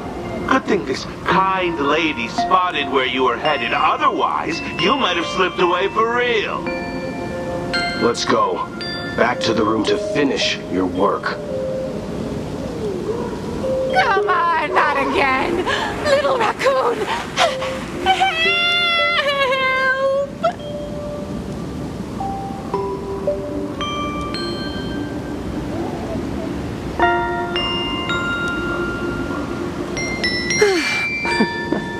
Being an artist sure is grueling. I remember being held in a room and watched by 6 or 7 people, too. I wasn't allowed to leave until I finished painting either.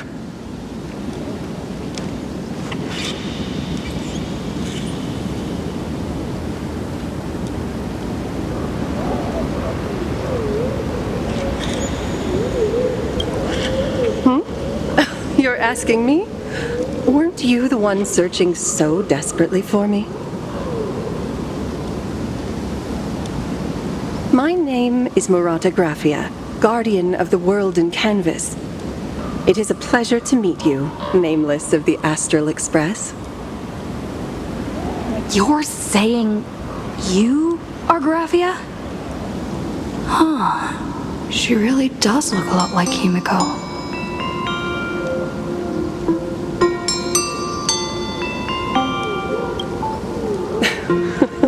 child. You were the one who lit the ground lamps, were you not? If memory serves, that was the secret signal my old friends used to call for me. I simply answered the call, yet you doubt my identity. How strange. Let me think. I believe I know why you've come to find me. The arbitrator of the Phantasmoon Games asked you to tell me that our old enemy, the Demon Lord from Beyond, has returned. Am I correct?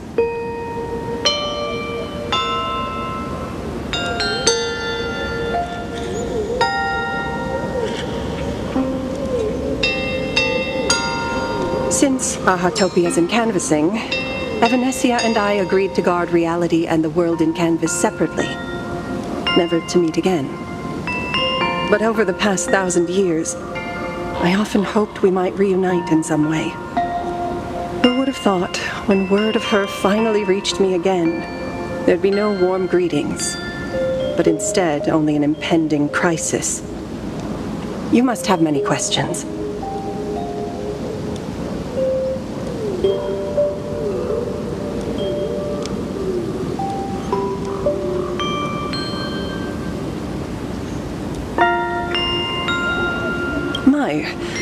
You certainly have a lot of questions.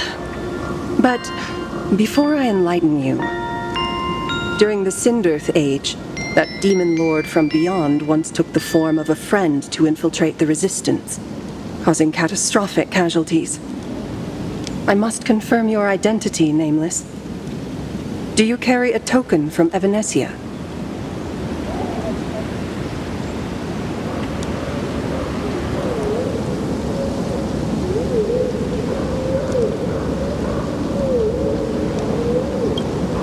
She painted a supplicant's mask for you.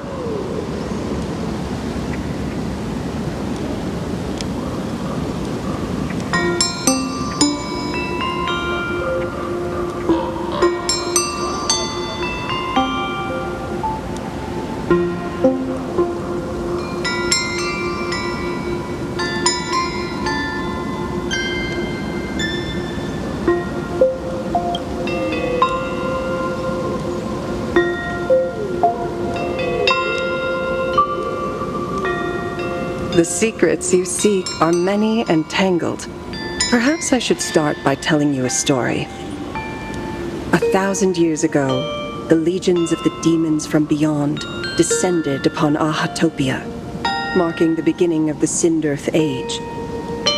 For the destruction, taking a life is easier than brushing aside a feather.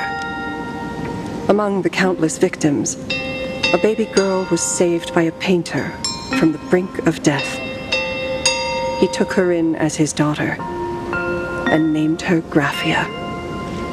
To protect his daughter, the painter kept her confined to their home. While the fires of disaster swept across the land, Graphia lived in seclusion. Until one day, a falling star streaked across the dark sky, and a deafening roar shattered the silence of the wasteland. Unable to contain her curiosity, the young girl slipped out of the house to follow the sound. And so she saw it. Beneath the cold Phantasmoon, a tower of infinity stood on the mountain range at the edge of the horizon. This tower had countless windows and rose section by section, slender and tall. More than an actual tower, it looked like a wounded iron dragon that had fallen to the earth.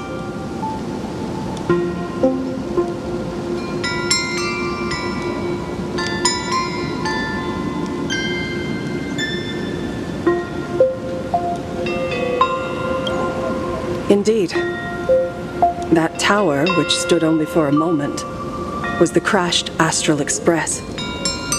And Graphia's family name, Murata, came from the wondrous sight she saw. At the time, the wrecked train was surrounded by countless abominable monsters. Amidst these foul enemies, a few warriors in strange attire fought tirelessly. But they fell, one by one. unable to withstand the endless tide of monsters. It was only much later that Graphia understood that those who fought and died for Ahatopia shared a common name. The Nameless, who walked the path of the Trailblaze. That was the day that Graphia stepped into the mortal world. Her life as the mother of Imogenesis began. In a long, drawn-out war, fought at a severe disadvantage. She was forced to seek the aid of the Phantasmoon Games, attempting to use the mighty power of an Aeonic ritual to lock the terrifying demon lord from beyond within a limited battlefield. This was also the first time in the history of the Phantasmoon Games that the 8 supplicants joined forces to confront a powerful enemy from beyond, the Lord Ravager, Asat Pramad.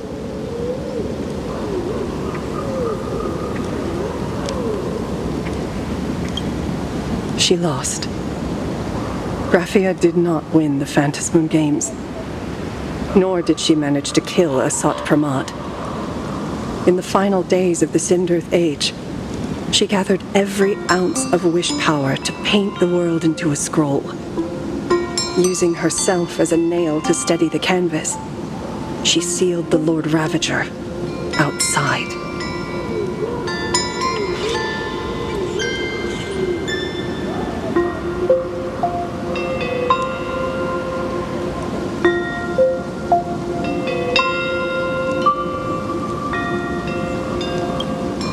Yes.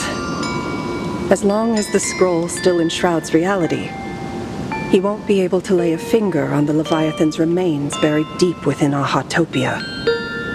The story is over. I have received Evanesia's message.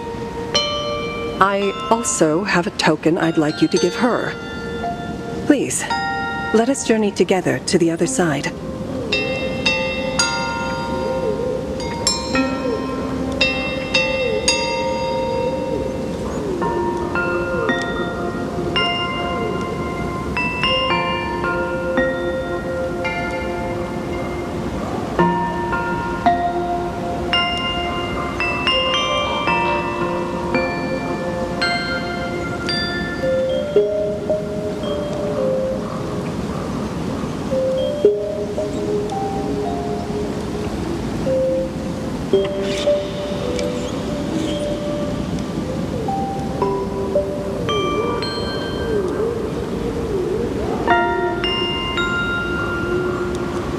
So, are we leaving right now?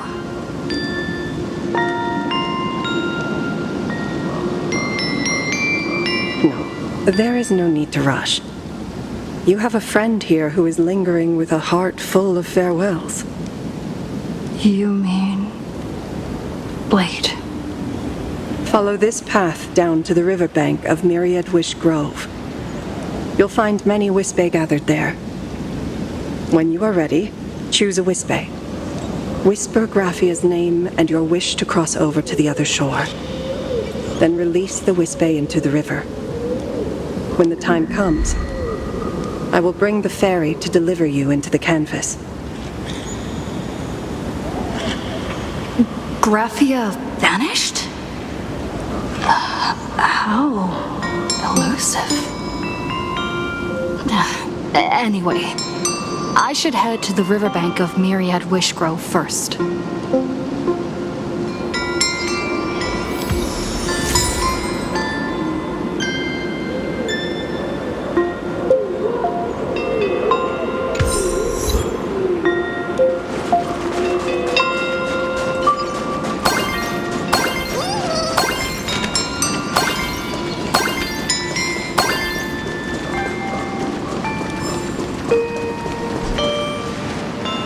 Heard that in the same forest, giant trees will fight each other for nutrients. How about this? We just feed Shuhu to that tree in the courtyard. It would save us a long trip. Say something. Didn't know you were a forestry expert. I'm not joking. I'm serious. If the Elwood absorbed another emanator of abundance, it would likely bring about an even greater catastrophe. Right now, there is no other option besides the Veracity Husk. If the abundance grows too strong, the ambrosial arbor loses control, and the Arcadia is doomed. If the abundance is too weak, the husk spirals out of control, and the Arcadia is doomed just the same. It's called an Arcadia, but the whole thing is built on a razor's edge. Does that mean the essence of the elation is just dark humor? You're afraid. I'm not. I respect your choice.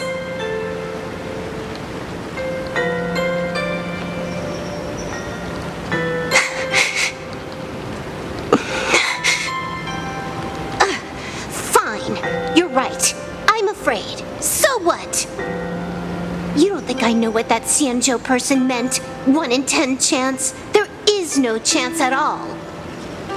Listen, I just can't stand by and watch one of my kin sacrifice himself. Kin. What else? Friend? Colleague? Playmate? The guy who carries my bags when we go shopping? I suppose all of those fit. Fit? How? Sometimes I can't tell if you're actually dumb or just playing dumb. I hear you. Just assume it's the former. Simpler that way. My mind is made up. You should understand. Misplaced emotions will only cause the mission to fail. You really are just playing dumb. To be honest, I'm the same way. If I could see Firefly cured of her illness, Kafka finally finding the heart she's looking for, and that girl reclaiming her future, then I'd be willing to pick up that level 999 cartridge too, even if it means becoming nothing but a shadow of the Dark Zone. Don't. At the TV tower, you already severely overspent your time. Don't touch that thing again. Besides, why are you telling me this? You should tell them yourself.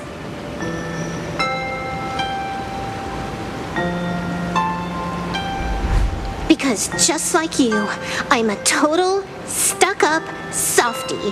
Happy now? Feel better? No. Unless you give me a sincere apology and a proper goodbye, we're not settled. Not settled. Is that right? Fair enough. Whether as Ying Xing or as Blade, my journey has reached its end. Before the final verdict, I should say a proper goodbye to my kin. Who's there?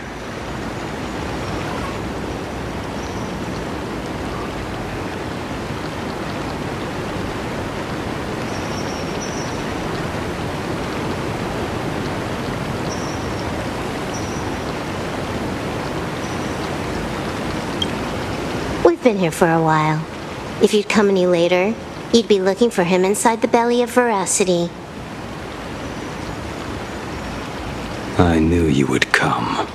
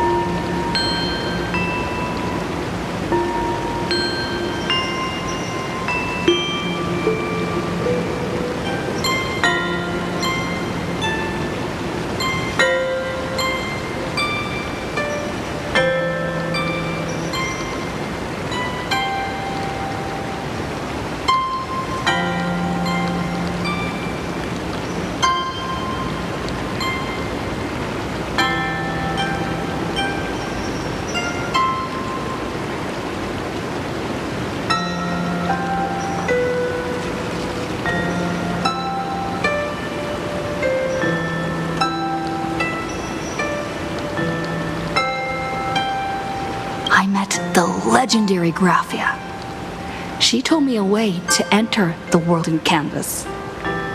If we simply chant her name and release a Wispe into the river, she'll come to ferry us. A legend from 1,000 years ago. And she's actually still alive? It really makes sense. After all, you two are practically the same age. Knowing that gives me a bit more hope that you can actually make it back. Then let's begin.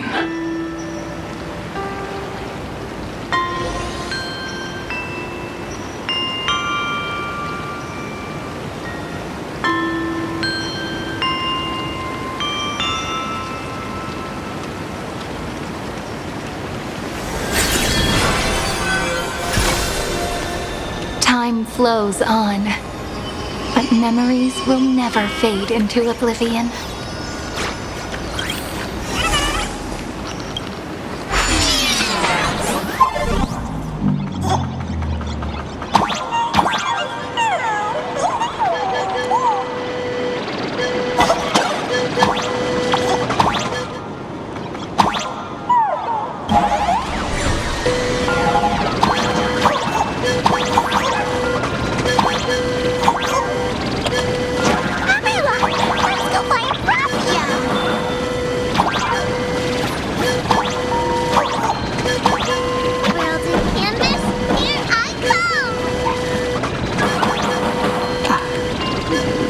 Should do it, right?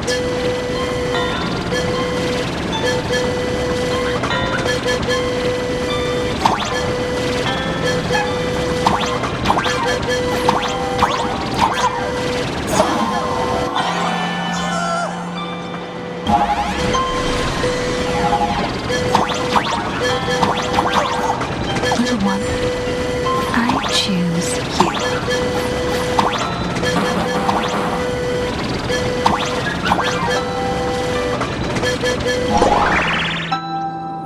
I summon Graphia, mother of Imagenesis. May she come forth and deliver us into the world in... Graphia! Graphia! Everyone! Into the world in canvas! How odd. This time the visitors actually know of my existence.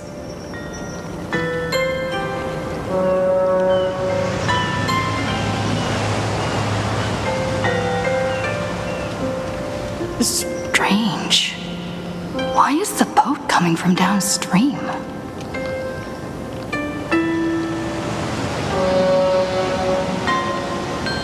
I heard your call, and have come by boat to guide you across. Greetings, travelers who seek to leave the mortal world behind. It is a pleasure to meet you. Oh? Not an Imagine, but someone here to settle the past and family members seeing them off? I guess so. The power of abundance. What a nostalgic scent. There is something terrifying slumbering within you. I've heard that something lies at the end of the world in canvas with the power to suppress it. Will you show us the way? Ah, I see. You are better informed than I thought. I understand.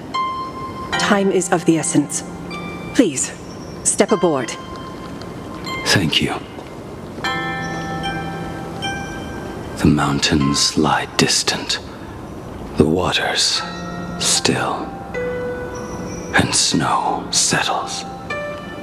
A fine moment to bring this weary life to its end. Bring a weary life to its end? To my eyes, the power taking root within you is far from withering away. It's just a matter of time. The journey downstream is long. As is custom, I must collect your past stories as fare. I shall use them to paint the path forward, which will guide us to the other side. My past stories. I am not much of a storyteller. There is no need to weave your thoughts into a complete story. a single memory, a single breath. These too are parts of your past. Only by letting go of the past can you truly set forth with an open heart. Is that not so? Go ahead. Say something. I'm curious too.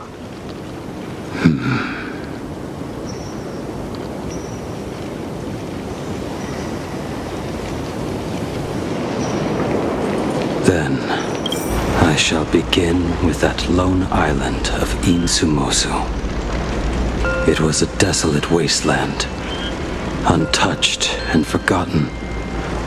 Desolate, cold, the perfect place to lay the dead to rest. I planted rusted, broken blades in the wasteland as a mark of my departure. Little did I know that even after joining the Stellaron Hunters, I would find myself returning there time and again, bringing along a few new swords with me. Their owners, some of them sought my life, only to fall by my hand. Others simply wished to see me one last time, as their own lives flickered out. I was once a craftsman, and those swords, they were all my own creations. I erased those wordless monuments for my old friends, one by one, until they became a forest of broken blades. And what about me and my sword? When will it finally join them in that forest?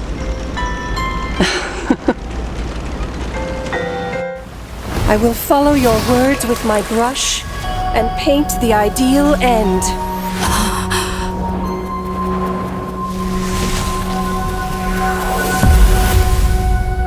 Sword barrier. We've reached the shore you've been seeking. What is this place? This is the world in canvas, a mirror to your soul, blooming as your heart dictates. May this meadow be everything you wished for. Superb artistry. And yet, I thought you would paint the desolation within me instead. Desolation?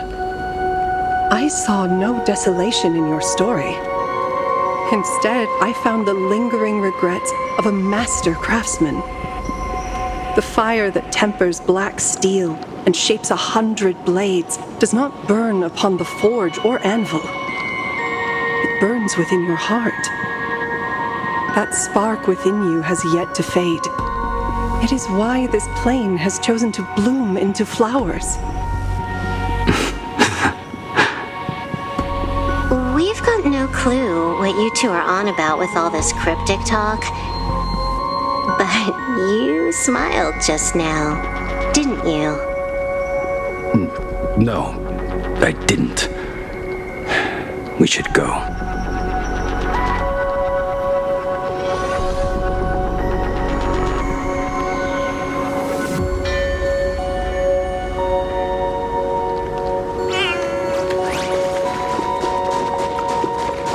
Finally smiled.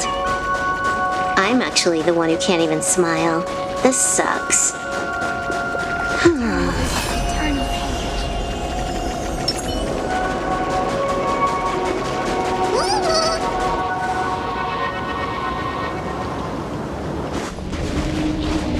We have reached the end. That blue maw. So, this is it. Correct. Driven by the buried secrets of Ahatopia, you have come seeking liberation.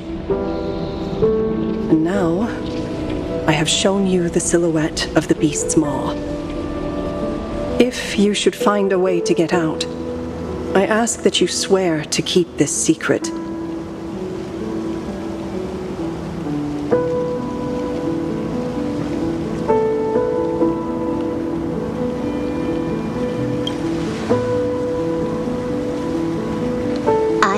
keep the secret. That blue maw, can it truly consume the abundance? Only a beast of insatiable hunger can end a plague of eternal growth. I have stood watch in this realm for a millennium, beholding the eternal conflict where the veracity and the abundance remain locked in strife. Oh, undying soul, the fate that awaits within those depths lies far beyond the reach of our conjecture. Perhaps you will vanish into nothingness in a mere heartbeat. Or perhaps you will endure a millennium of gnawing, constantly regenerating only to suffer once more, with liberation remaining an elusive dream. Beneath that calm of yours, I can feel an old friend lingering. Agony. This is the price I must bear for becoming one with the canvas. You're telling me if he leaps, he has to stay down there and be torn apart for ages? I'm not okay with this. Yao Guang never said anything about this when we went over the plan. I have lived for nearly a millennium.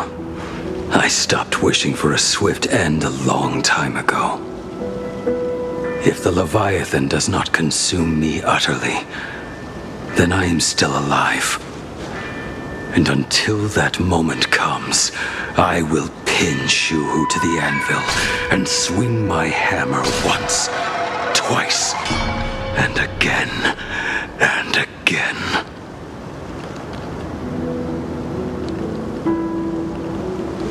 Is there really no other way?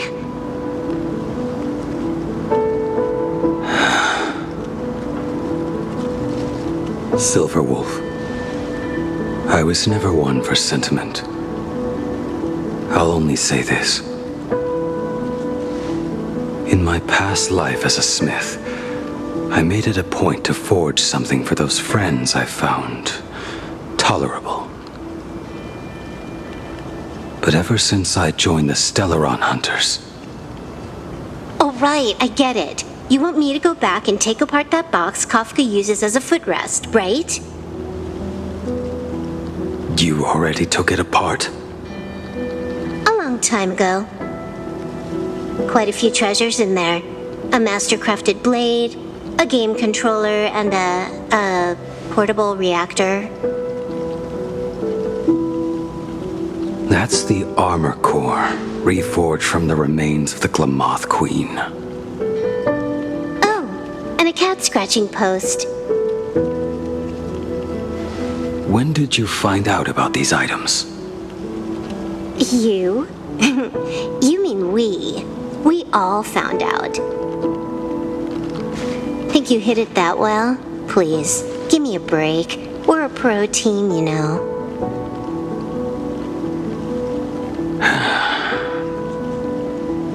Just split it among yourselves. Consider it a keepsake. Kafka should be the one saying this, but... You are the most perfect blade the Stellaron Hunters could ever have.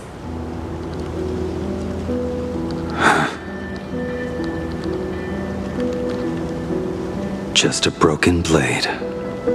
That is all.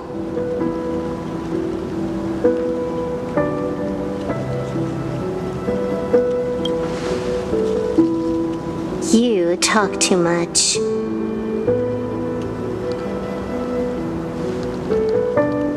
Before you go, you have something to say to her, too, right? To me? Don't take offense. It's just a few words. Before joining the Stellaron Hunters, I once lost myself. Unable to see the future, yet unable to reclaim the past. Just like you when you were first reborn.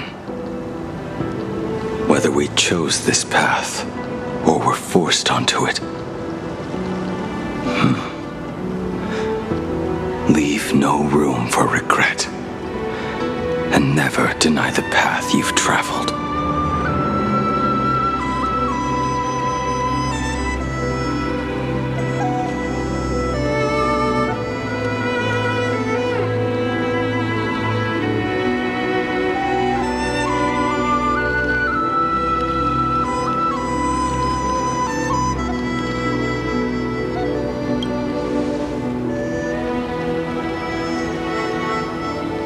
We use the script to interfere with the future.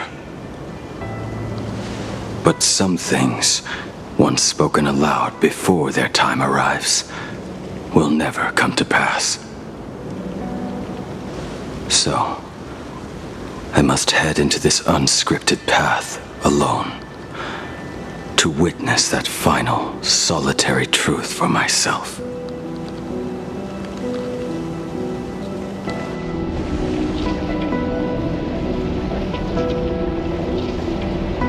It's time.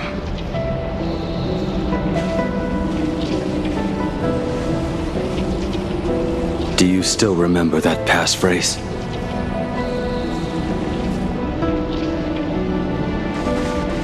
No need to step forward. Just recite it in your head. 3 of a kind. 2 pair. Ace. Go.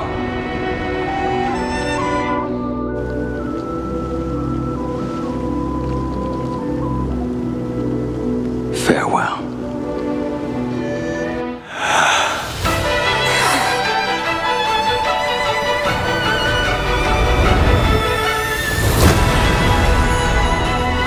Let everything end, or truly begin.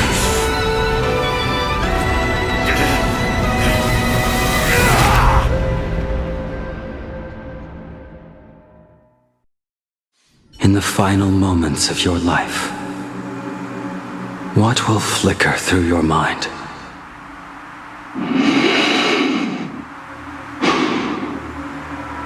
The devouring. Has it begun?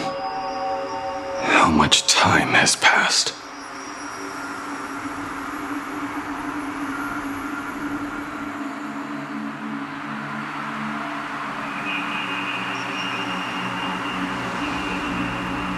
Sea of clouds, ambrosial arbor.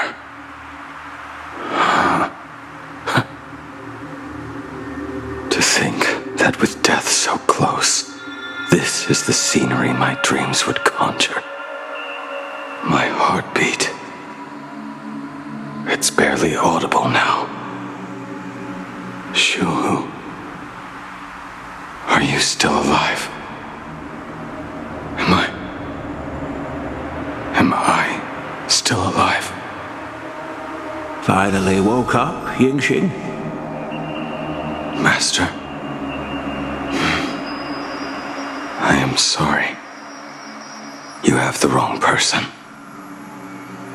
I am not Yingxing.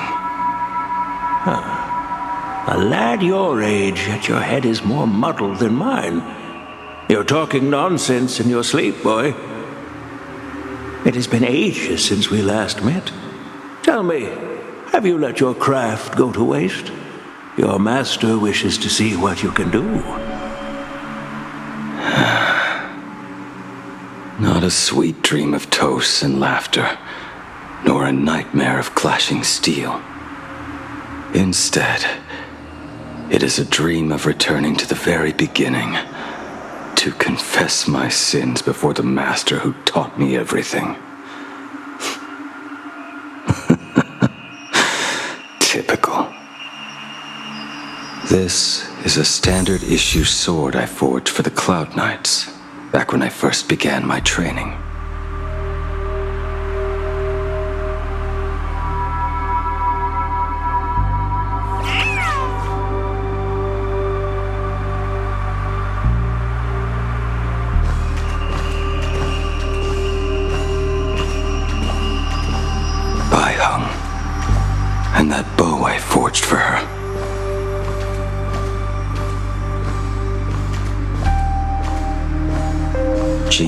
once devastate a glaive. The weapon I promised to forge for him all those years ago. The prosthetic arm and sword staff from Mr. La Mancha were works created by my master and me.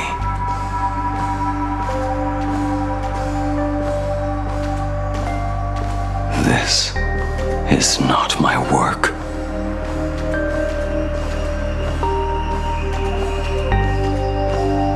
A weapon given by Ying Xing to an old friend. Apprentice, come here. Finally. Is the end in sight?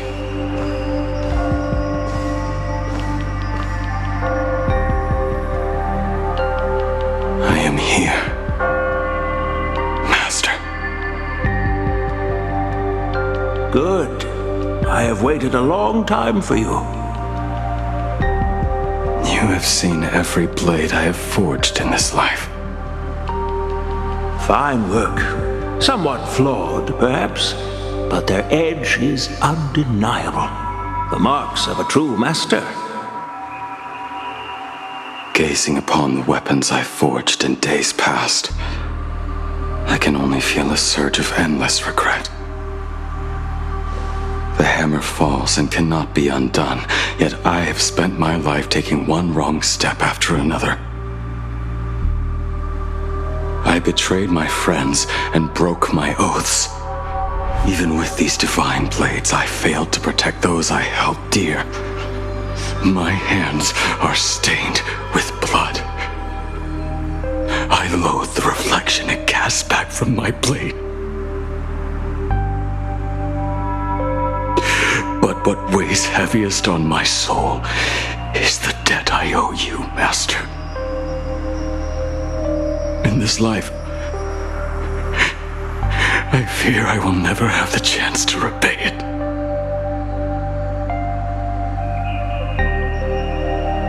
Let it all out. You feel a bit lighter now, don't you? But isn't there one last piece you've yet to show me?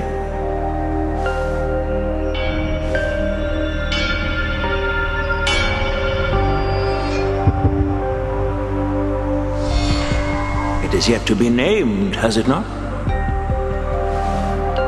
That is a mere scrap from the forging of Shard's sword. I hid it away, fearing it would bring shame upon our school. Master, how did you... Can a mere boy keep secrets from his master? I entrusted General Yao Guang to bring it to you. Since the day you left, I have kept this blade hung in the hall, gazing upon it daily. That raw, youthful spirit within it, it burns to the touch. It is the same light that shone in your eyes the day you bowed to me. It is the keen edge of a craftsman. I am but rusted scrap now. My light has long since faded. This is where I belong. Buried.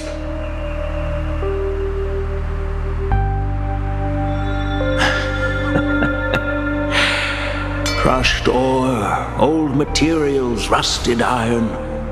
As craftsmen, we spend our entire lives in such company. Waste not the bounty of the world, but perfect it through craft. To take what is useless, to take every failed scrap and forge it anew. Isn't that our very mission as craftsmen? Even for a life that has reached its end. A life built on nothing but mistakes.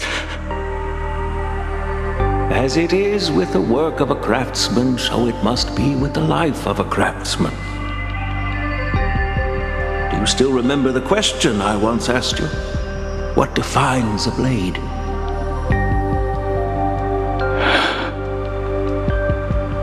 The answer already lies within you. Go now and forge it anew.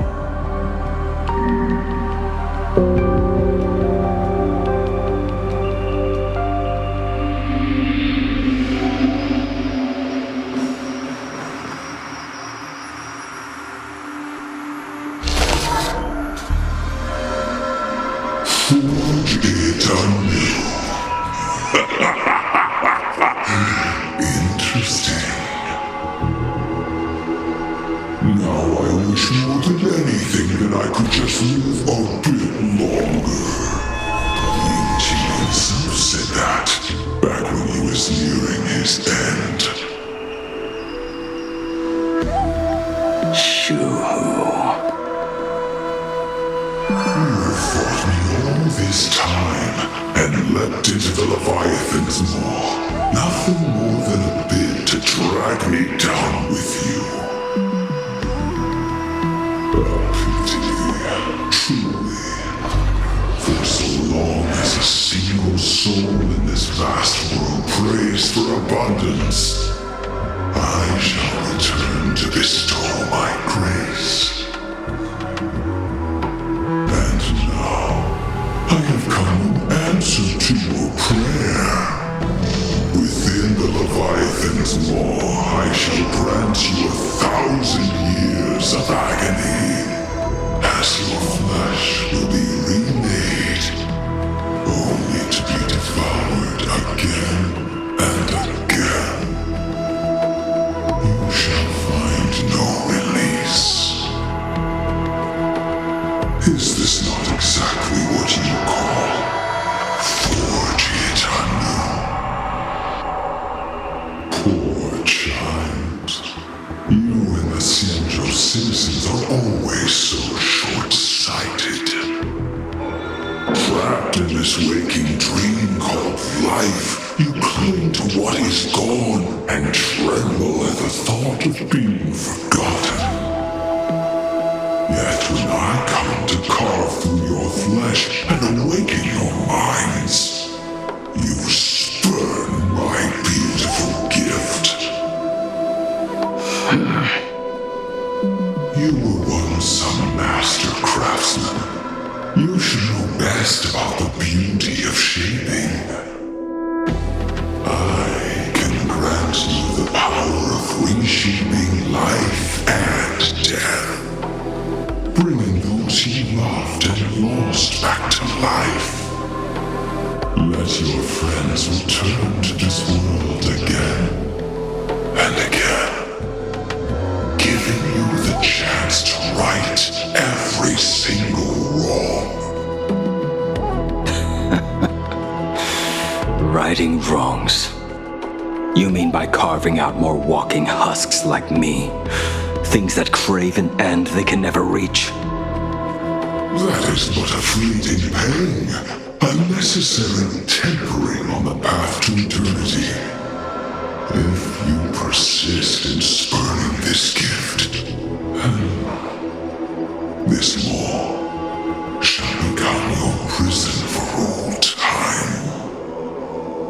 Your body will churn for millennia, caught between being digested and reborn. Every inch of your flesh will remember the agony of being ground to pulp, until your very will dissolves into nothing, leaving only a hollow husk that can cry out my name. Are you done talking? Do you truly believe that I am the only prisoner here, Shu-Hu? You are the one bound most tightly by your chains. For so long as a single soul in this vast world prays for abundance, I shall return to bestow my grace. You are nothing but an echo of them, a slave trapped within your mission of compassion. You mock our obsessions. You are Yao Shu's most pathetic prisoner. Are you trying to provoke me? No. I am pronouncing your sentence. I never dove into this abyss for the sake of a mutual end. I came for forging. As long as you cling to life, you must keep reshaping this body to fight back the gnawing from the veracity. And that struggle is exactly what I want. Let the maw of this eon husk be the furnace. Let our undying flesh be the iron. And let death, 1,000 times over, be the hammer. Right here, I shall forge and recast you again and again. Not to destroy you, but to create a cage that can hold you prisoner for all eternity. And the thorns of this cage shall forever be aimed at that savior who branded you with your mission. Yaosha, are you ready to turn your vengeance against your god?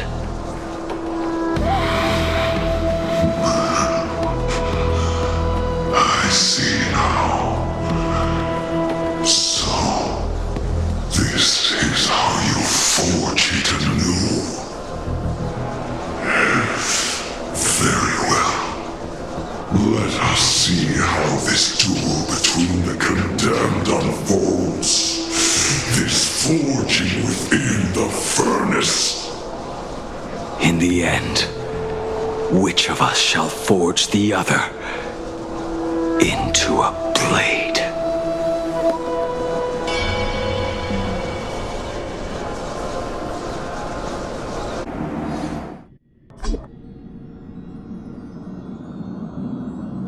When reunited with family after a 15-year separation, 22% of organic life forms will weep and embrace, whereas 59% will exhibit indifference or outright rejection. Yet, choosing to conduct a covert investigation instead is entirely unheard of.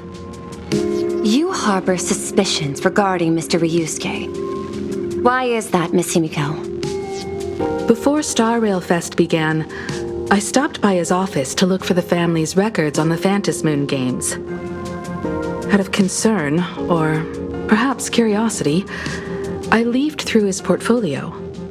The artwork was magnificent, with each piece serving as a microcosm of a different planet. That was when it suddenly dawned on me. 5 of the worlds he captured in these paintings are now gone. Lost to the fires of war waged by the Antimatter Legion. Just as you suspected, Mr. Ryusuke's travels have been highly suspicious.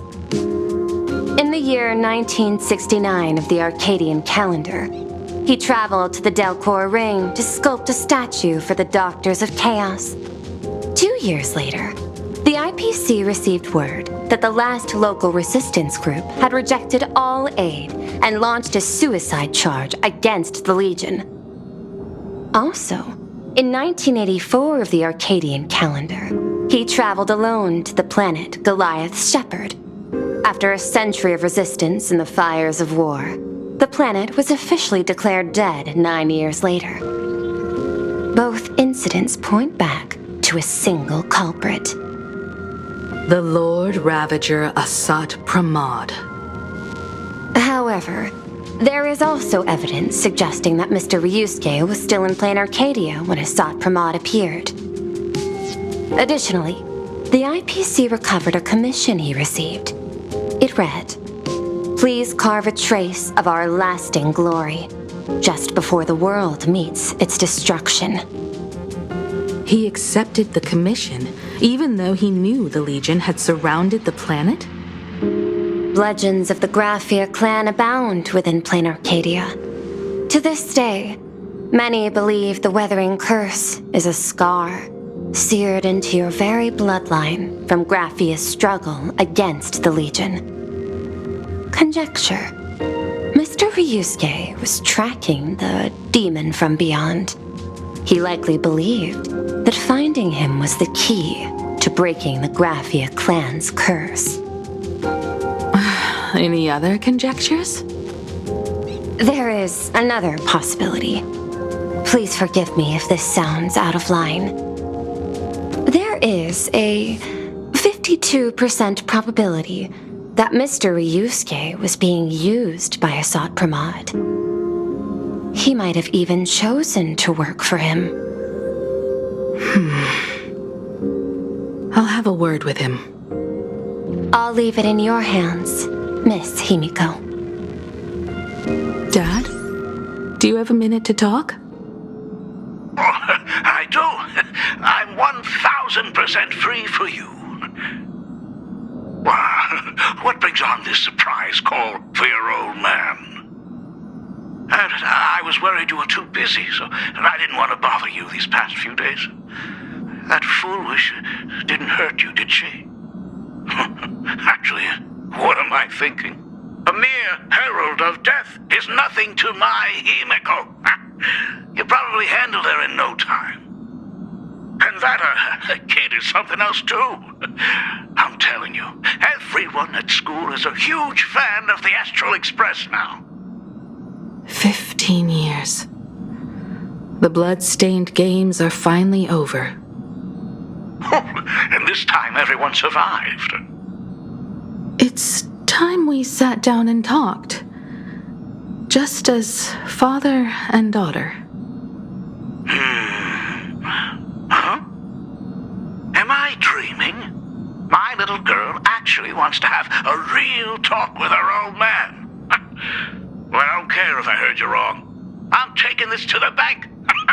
Praise the Astral Express. Praise Machiavelli.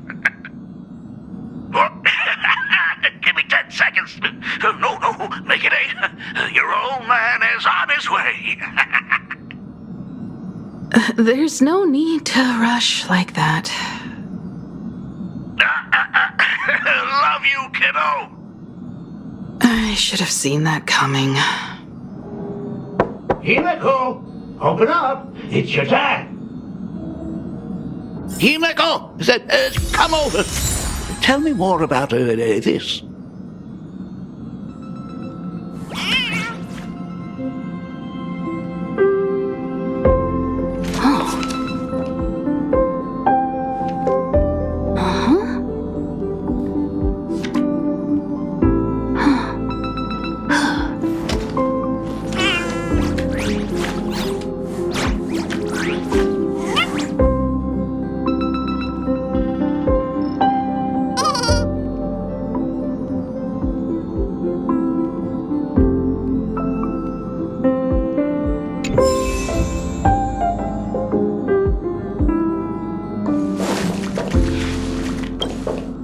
I originally planned for us to meet at the school, but since you're already here, let me show you around the Express. Oh, I would love that. I was in such a rush last time that I really want to get a good look at the place where you spent the last 15 years. Who could have imagined it? The thing that connects this nearly infinite universe is not some distant godlike sheephead, but a single express. I have met many artists who dreamed of boarding the Express just to get a closer look at the legacy of trailblazing. So I am curious, how will the great artist Ryusuke evaluate it? Me? Well, I'll give it my all. I was only joking. There's no need to be so serious. There's actually so much interesting stuff on this express.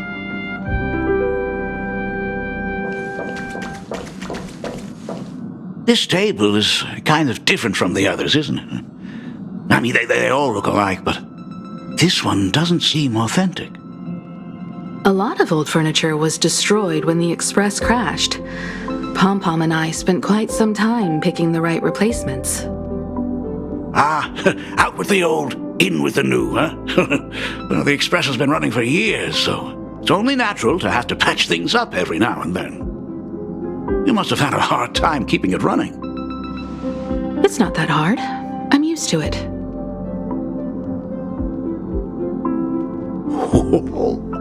Just as I thought. The Astral Express looks amazing inside.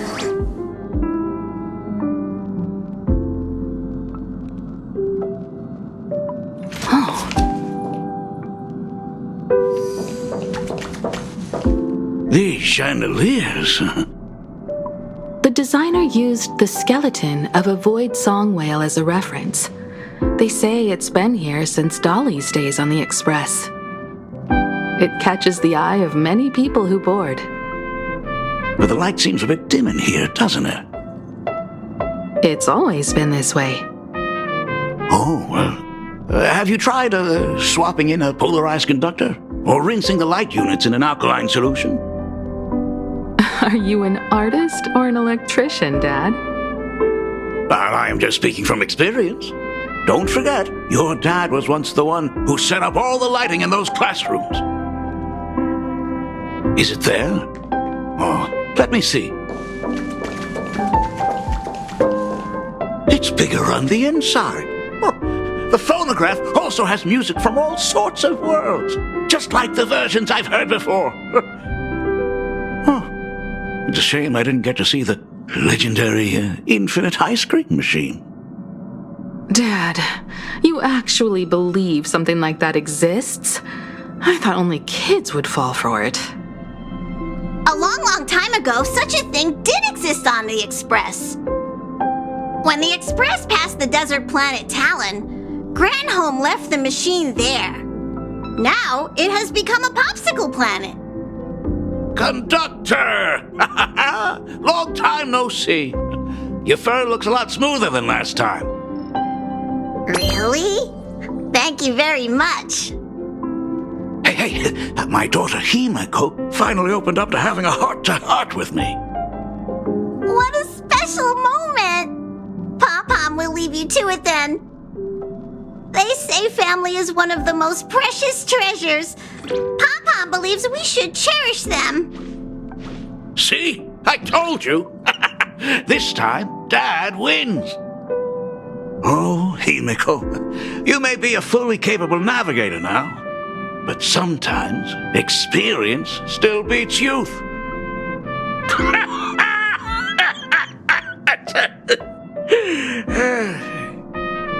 Aren't you tired of talking non-stop? Are you actually worried about me? I am so touched. Perfect. I'll make you some coffee. Huh? Well, might as well swing by the meeting car to say hi to that, Intellitron buddy.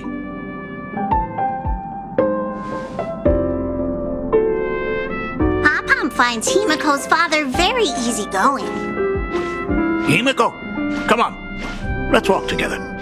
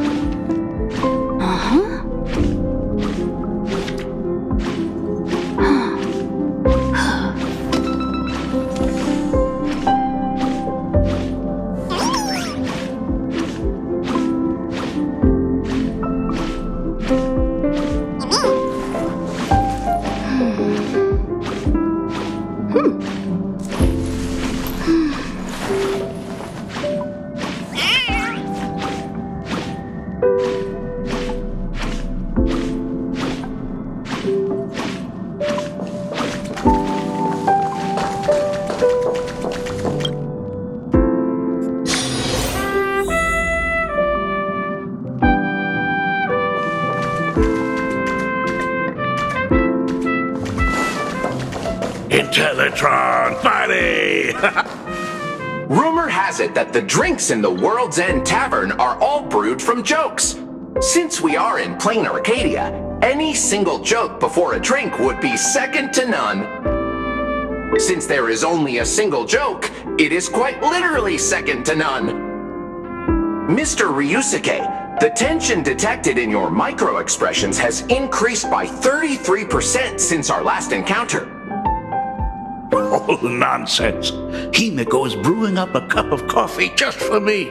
Is there anything in the world more wonderful than that? A cup of hot coffee right before the end. This must be what they mean by life is short and bitter. Huh. Well, now I see why they call you Shush. Well, since I'm still among the living, let me tell you a joke for a change. A long time ago, there was a truly terrible nameless. They snuck aboard as a passenger, seeking a certain answer. Now one day, they ordered a drink from a service robot on the express and told it a joke. A long time ago, there was a truly terrible nameless. They snuck aboard as a passenger, seeking a certain answer. I have retrieved the same joke from the archived logs. It is indexed under the title, An Unfunny Joke. But did you know, the first time the robot heard that joke, it laughed with pure joy. Don't go filling Shush with nonsense. Its database is already enough of a mess. Dad, here's your coffee. This cup is huge. Himeko, tell me, are you still holding a grudge against me? What are you talking about? Now drink up while it's still hot. Analyzing components. Results show coffee concentrate, Heldoran butterfly scales, a species of fish from a gas giant, trace amounts of iron particles, and various other unknown substances. Mr. Shush, you must be exhausted after telling all those cool jokes. How about a nice hot cup of coffee to warm you up, huh? My inspiration circuit is vibrating. My radar indicates that the conductor requires my immediate assistance. Good luck, Mr. Ryusuke.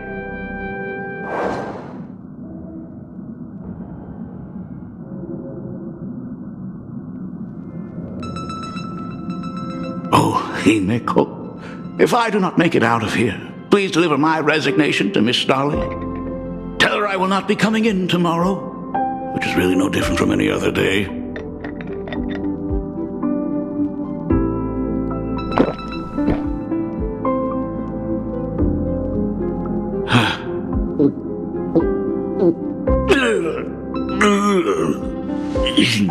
The coffee tastes like heaven. Oh, want another cup?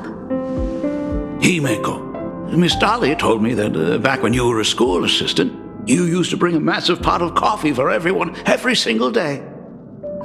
They still talk about it to this day. It would be selfish of me to keep this all for myself. I simply must bring some back for the other teachers to sample. I am afraid it will be long cold by the time you get it to them. But as you said, it is time for us to head to the school. We must return to the source of all these tragedies and put an end to the blood-stained games. Are you truly ready to say your goodbyes? We can stay a little longer if you like. We still have plenty of time. We should go now. I have been ready for 15 years. It has been 15 years.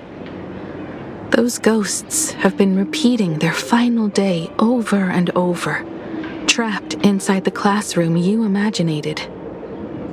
Even if they are merely shadows of the past, they deserve to be set free. Oh, you're right. Let us use one final goodbye to close the chapter on the Herald of Death incident.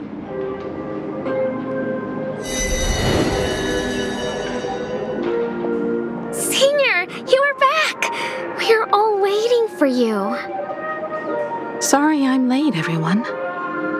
It's okay. Thank you so much for coming. Himeko, we don't have enough time for the lobby. Could you please use your amazing imagenesis skills to decorate the stage for us? I am begging you. Mia, stop bothering Himeko all the time. If you and the others hadn't slacked off on the rooftop, we wouldn't be in this mess right now. But the school anniversary is tomorrow. If I do not get this done, Ms. Dolly is going to skin me alive. You should start by tidying up those ribbons. Once we are finished with the classroom, we will all come and give you a hand. Hey, Smile, careful. You always boss me around. Wait, did you hear that? It's him! He's back again!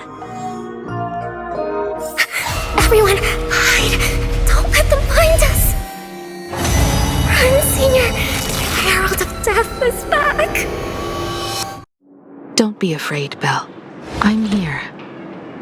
No more running away. We don't have to face any Herald of Death anymore. Really? When have I ever led you astray?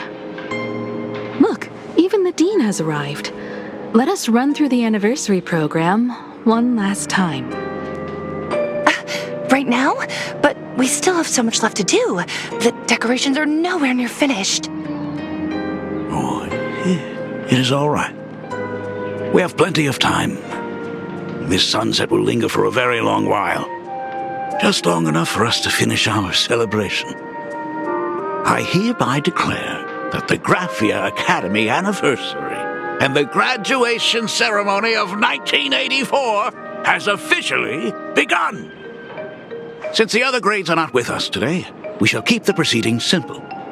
According to our school motto, every student must truly understand their purpose before they depart from these grounds.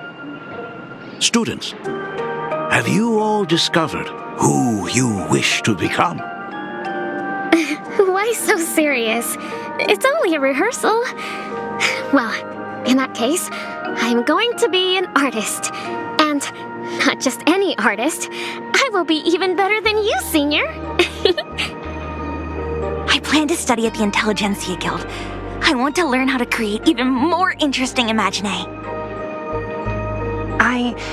I want to study cinematography and become a director. I want to capture every single moment of happiness in the Arcadia. I hope that in 10 or even 20 years, you will all still hold these dreams close to your hearts. And now, please welcome our distinguished graduate representative, Himeko, to the stage to offer her final blessing to the graduating class. Our senior is doing this? That doesn't happen a lot. Himeko? Are you nervous? Relax. Give us a smile. I do not know what to say on an occasion like this. All I know is that this is a comfort the living leave for themselves. But take that step forward. Go and embrace tomorrow. Become someone that the person you are today would be proud of. Congratulations to the class of 1984. Senior, don't miss us too much. Himeko, see you around. Himeko, what's with the sad face? It's not like we'll never see each other again. Farewell. Belle, Full Wish, Mia. Safe travels, everyone.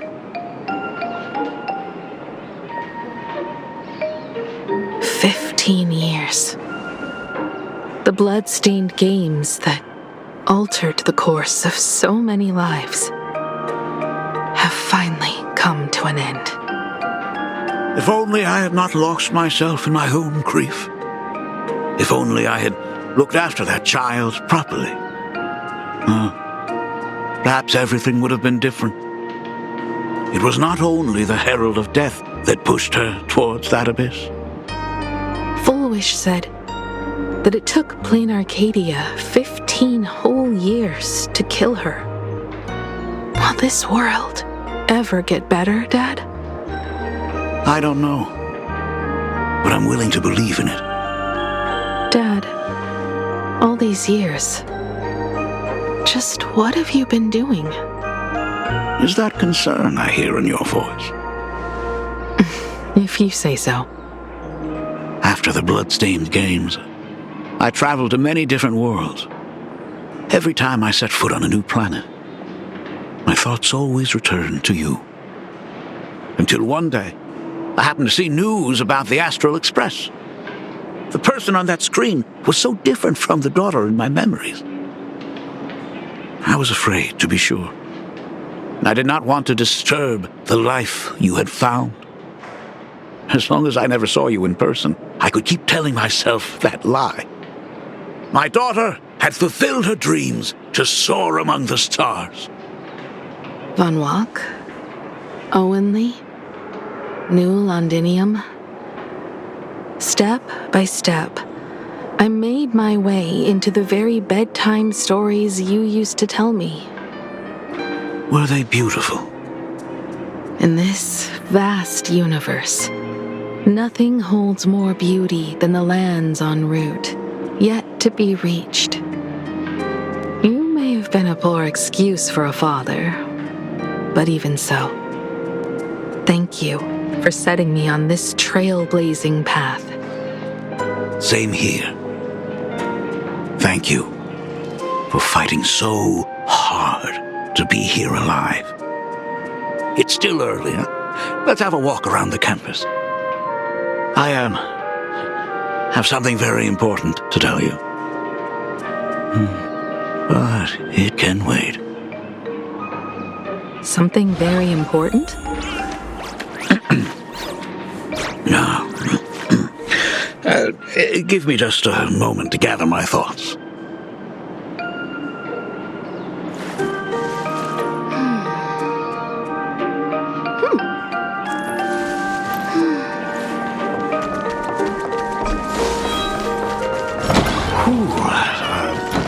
Nice weather today.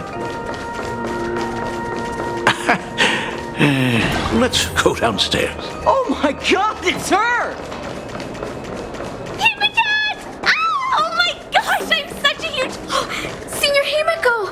Oh wow, she actually looked at me! Her navigator aura is an... Astral Express, I love you! like a love song, baby! Baseball Raccoon didn't come? Oh, Himiko is so pretty. It gladdens me that my daughter is so popular. But you're all supposed to be in class right now. The Herald of Death incident just ended. It is only right to let them breathe and relax for a while. To think that it all happened only yesterday. Young people really do have a way of returning to their carefree selves so quickly.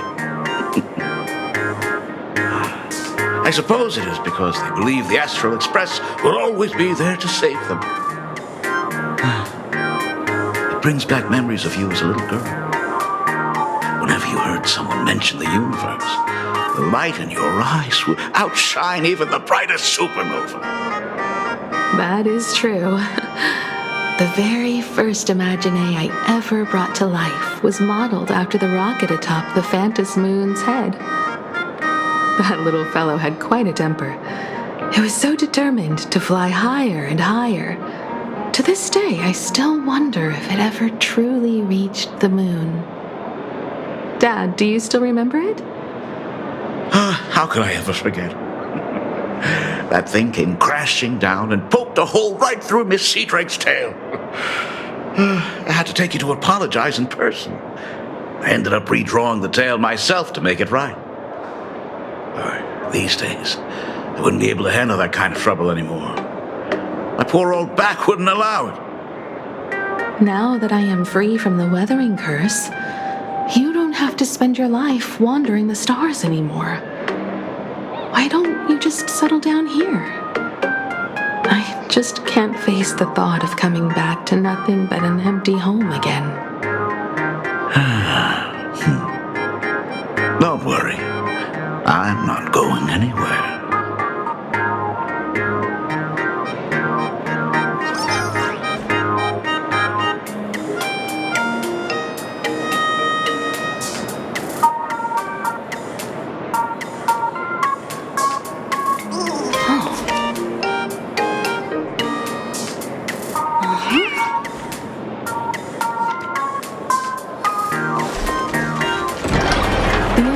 else's classroom is it, Ms. Dolly? I never noticed it before, but on closer inspection, this classroom is so much bigger than it used to be. It must be because of that incident. As the culprit behind it all, you haven't forgotten, have you? Of course. Well, since I couldn't get you onto the real Astral Express back then, I figured drawing you a substitute instead would be easy enough. The principal himself imaginated an express and went tearing across the campus with his daughter in tow. It even made the front page of the Dual-Mention City News back then. Looking back, you were always such a bright and spirited girl. Which is why I encouraged you to reach for the stars. When the weathering curse took hold, did that dream only end up weighing you down? If it weren't for those dreams you gave me, I wouldn't be the person I am today. I'll never forget. Whenever the weathering curse flared up, I would always sit by my bedside and hold my hand, telling me the stories of Sir Camor. That was always your favorite. Whenever your fever refused to break, you would cling to my sleeve and just wouldn't let go. So, I would start from the moment Sir Camor invented the diving device and go all the way to the second voyage of the interstellar explorers. Like clockwork, right about then, you would close your eyes and drift off to sleep. Yeah, that was the first story you ever told me.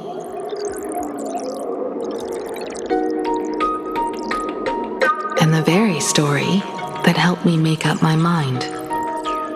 Even if I could never leave this place, if fixing the express meant sending just one soul to the stars, that would be enough for me. Yet before I knew it, I'd already traveled far beyond anything I ever imagined as a child. I think I understand how you felt back then. Perhaps one day, I'll set down my duties as the navigator and come back to this place too. What about the Astral Express? A crew of the most incredible nameless will keep the express sailing on. Like a teacher watching their student, or a father his daughter. I understand that feeling. Then your dad will always be here at home waiting for you. So, what is this important thing you need to tell me about? Yeah. That important thing. Dad, are you hiding something from me?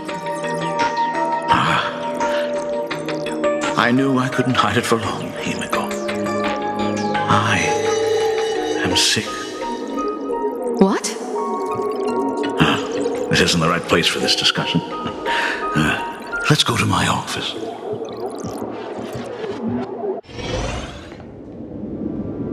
So? It's the weathering curse.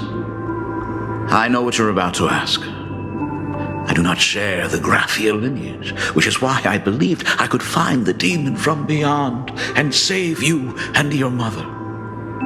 But in the end, Ryosuke was just a useless man who couldn't save his wife or daughter, or even himself. Tell me, what happened in the past 15 years? You've seen my portfolio, haven't you? Those worlds are just like plain Arcadia. Every single one of them has fallen victim to the demon from beyond. In those places, luck is a very real thing, and the demon from beyond can manipulate misfortune. What does that even mean? In ways beyond comprehension, you feel misfortune crashing down like a tidal wave. Solar storms, diamond rain, system failures, one disaster after another. But if you make it out alive, bizarre strokes of luck come swarming back to you. And so the cycle repeats, washing over the world, tearing it apart. It sounds more insane than the Phantasmoon games. The universe is sheer madness, beyond all reason. I survived over and over, yet my body has become as fragmented as Graphia once was. Is this his way of torturing the rebels? I don't know. But by the time I realized it, there was no escape. Why didn't you tell me earlier? I could have reached out to the IPC's doctors. It's no use. I've been chasing after him my whole life. I know him better than you do. Himiko, remember when you first learned to paint? I told you then why we must paint the beauty that we see. Because the ugly, the despicable, and the cowardly, they endure forever through evasion, like beasts driven by survival. Beauty remains ever fleeting, just as heroes find their end in sacrifice, and stars dissolve after they shine. Humans have surpassed their animal nature. We face our pain and our end to win a dignity that the vast universe cannot ignore. So we must capture what is noble and bright to show that such things truly lived. As for the barbaric and the low, they will endure regardless, needing no witness to their existence. But Himiko, you are no longer the one who paints. You have become the very splendor that I strive to capture. Fate works in mysterious ways. I'm so glad to see you once more in my final moments, watching you fulfill your childhood dream. You are standing before me as the navigator of the Astral Express. I should have come back earlier. I'm so sorry. No. I am the one who came back too late. I've thought about it 1,000 times. On that final night of the Bloodstained Games, if only someone had been there to sit by your side. After everything, does this tardy father still even deserve to hear what his daughter wants to say? If you're willing.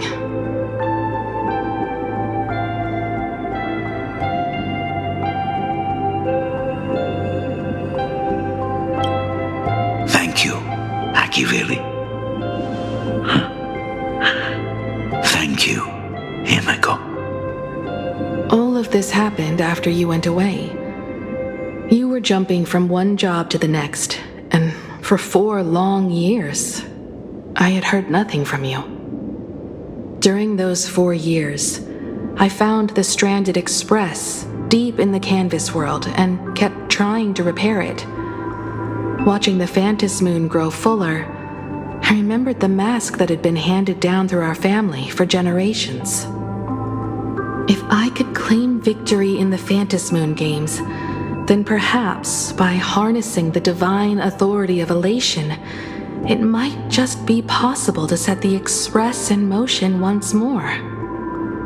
But the Herald of Death was a complete madman, and he smashed every dream to pieces.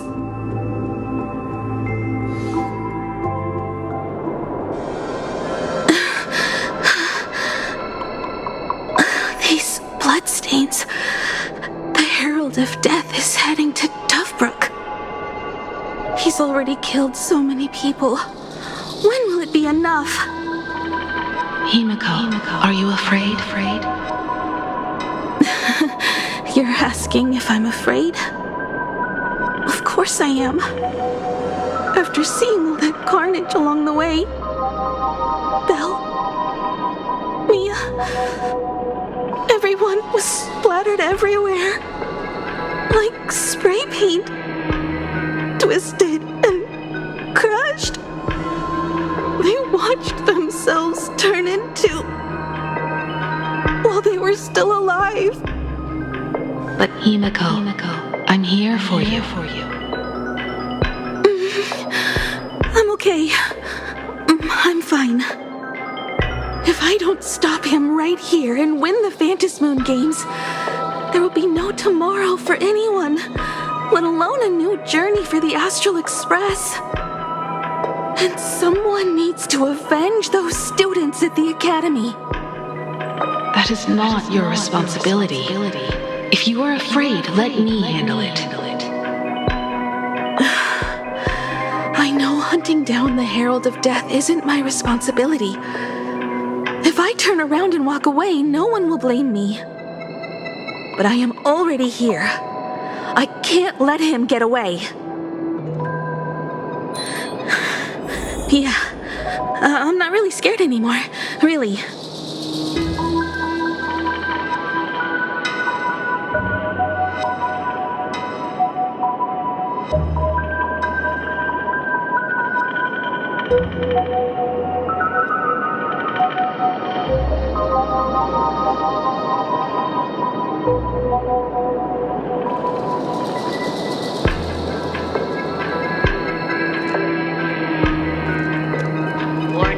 Warning. Rogue supplicant has entered Dovebrook District. Aberration threat level, Calamity. Aberration name. The suppression squad sent by the Department of Aberration Defense. Must begin evacuating civilians. They're all gone. From the surrounding area. Completely wiped out. Warning.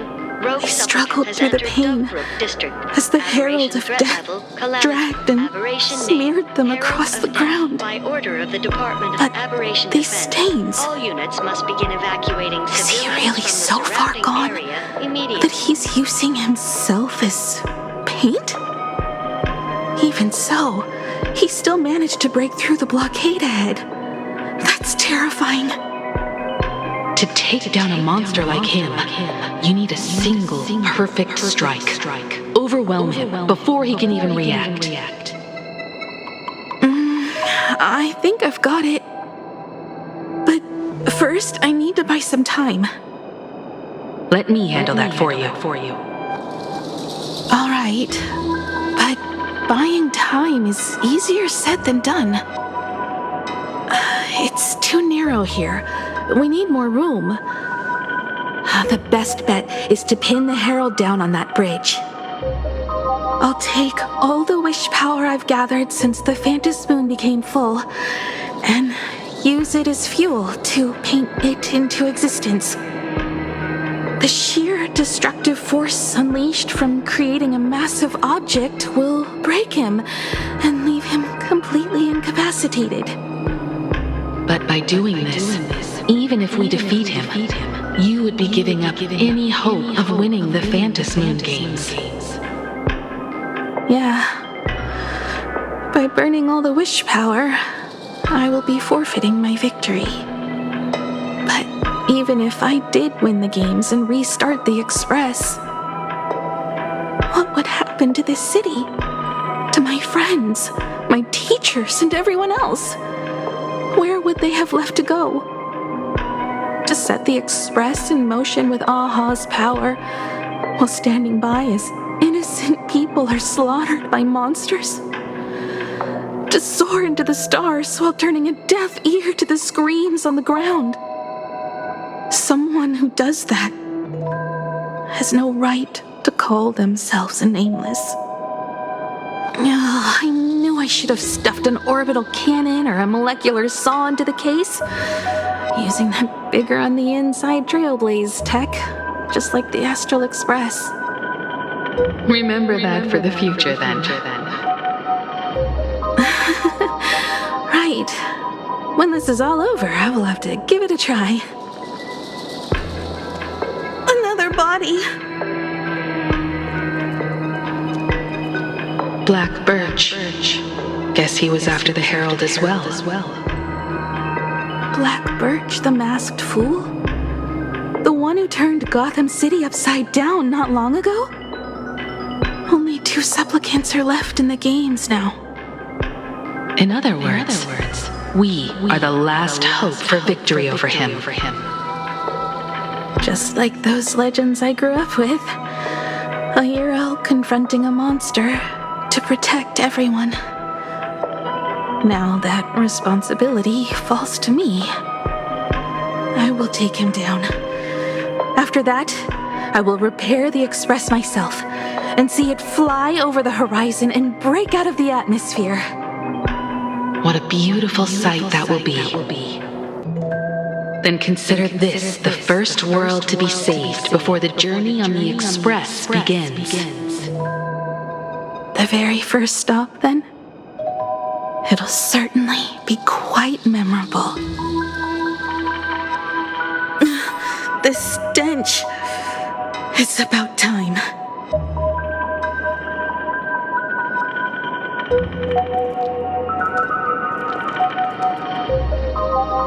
So exquisite! These flowers blooming in plain Arcadia! Ooh, I can hear them dancing at the tips of my nerves! What is that? You say this is not enough? Still not enough! I need more pigment! I'll mix my colors with screams of terror and pray for the catecholamines to drown me! Department head, I shall show you the error of your ways! This flesh is the culmination of life! Its kin is right here! The giant tree running through our heartopia! I shall become her! We will be as one! No, I will surpass her! I will devour her and become the one and only existence! Another new shade, dazzling, shattered crimson! Are you perhaps the color I've been missing all along? Step into this masterpiece! Become one with me and lay the final cornerstone for the future of human evolution!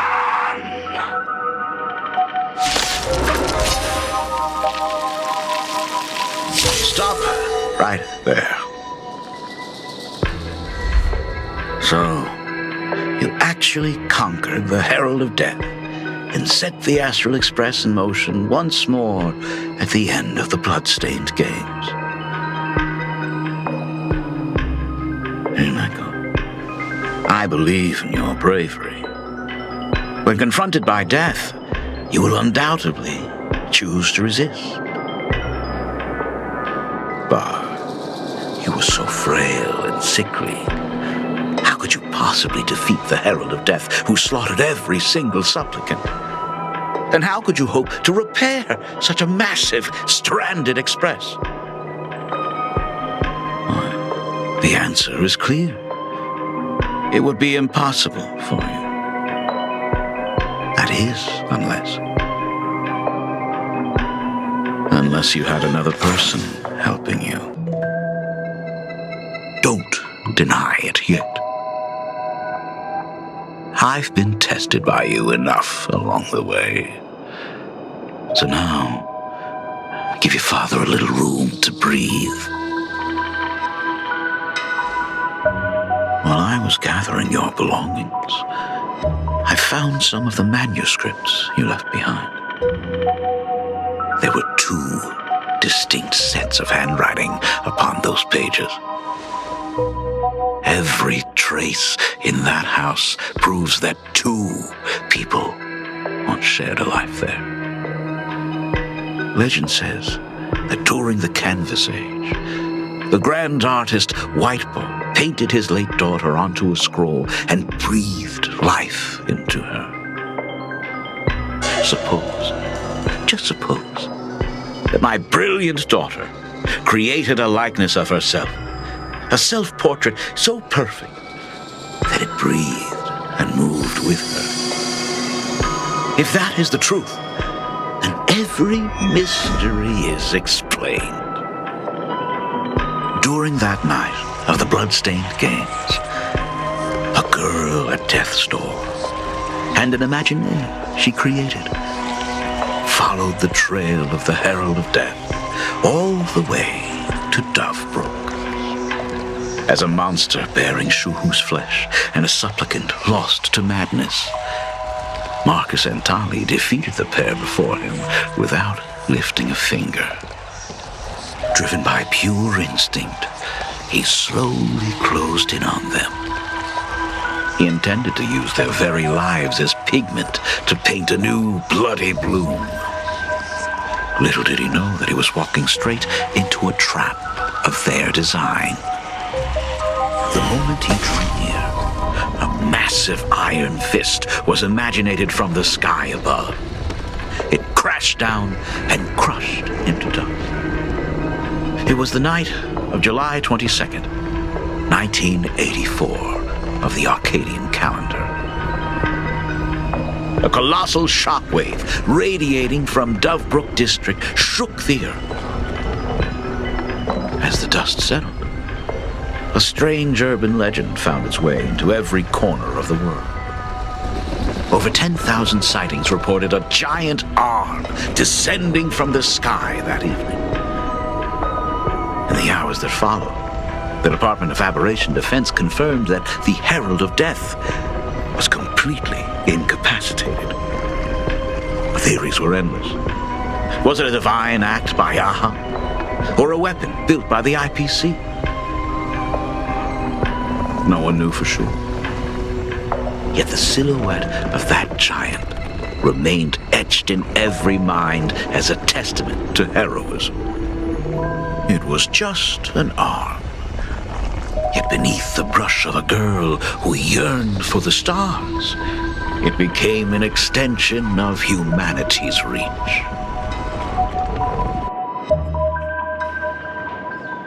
The girl achieved her dream, and the stars set sail once more. Truly a most romantic fairy tale. And now, unfortunately, I have to destroy this fairy tale myself. You don't believe me? I have no idea who you truly are. But that little girl who roamed for trailblazing, my frail and sickly daughter. From the very beginning, Himeko never left Plain Arcadia. That is not something you should joke about. You know better than I do whether I'm joking or not. By the way, things outside aren't looking good. The Arcadia is drowning in problems. Is it really wise to stay here instead of helping the younger crew members? Those kids are all grown up now. They can handle their mission. And as for myself, I am staying right here to deal with the biggest problem of all.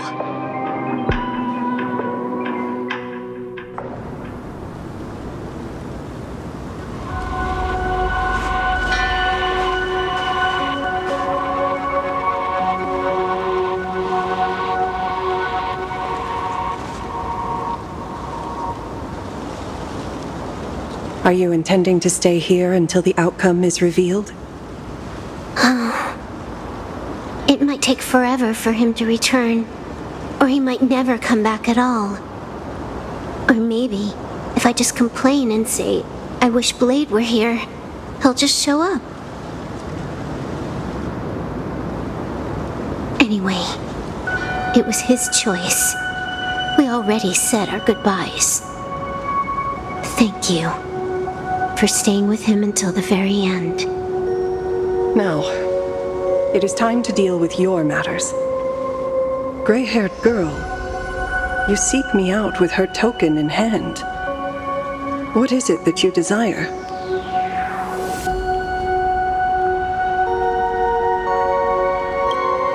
Already told me? Our first meeting was just before we took the boat here. I only answered the call of wish power because of that mask. The one painted by Evanesia. Without it, I would not be here. So, who is this me you speak of? Me, of course.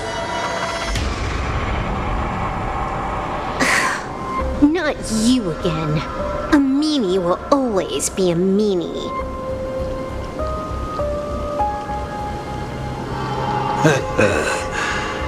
Misfortune and I share one thing in common.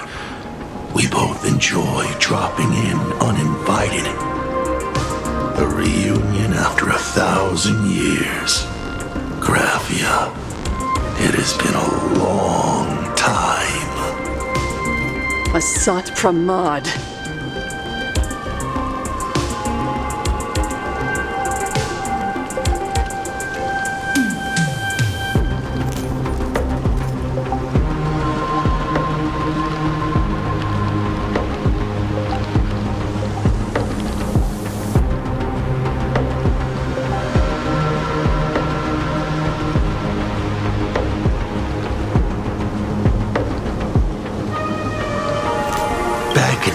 Hermitage, what you heard was only half the story. 1,000 years ago, amidst the ruins of Ahatopia, I found a baby girl on the verge of death. Her cold, lifeless body reminded me of the legend of Elation. Aha heard an infant cry and burst into laughter. Too bad I never did get the joke. So I came up with a much better one. I infused that child with the power of destruction, giving her the rebirth of a Void Ranger. I taught her to paint her monstrous beasts using the life of the veracity as pigment, all to carry out the Legion's divine will. Graphia, your name was your commission, to paint the world and carve a trace of our lasting glory just before the world meets its destruction. You were doing so well, right up until you saw that express crash. It gave you ideas, Graphia. Unrealistic, foolish ideas. Since that day, I have had nothing to do with you or your destruction. Your failure began the moment you tried to destroy the Express. All you did was turn the spirit of the Nameless into a rallying cry for rebellion. I took the power you forced upon me and used it to save the innocent. You commanded me to record the end of worlds, but instead I created a sanctuary. So, you think putting on a human mask makes you one of the trailblazers? How amusing. Look at yourselves. That weathering curse is still eating away at you and your kin. It is the inescapable price for being a child of destruction who dares to betray her fate. World and canvas, a total disaster, yet you still try to dress it up as a victory. Do you know why I haven't spared Ahatopia a single glance for an entire millennium? Because you bore me. But now, things have changed. Someone far more interesting than you has returned. And unlike you, she is the real deal, a genuine Nameless. That is why I have returned, simply to tell you all this.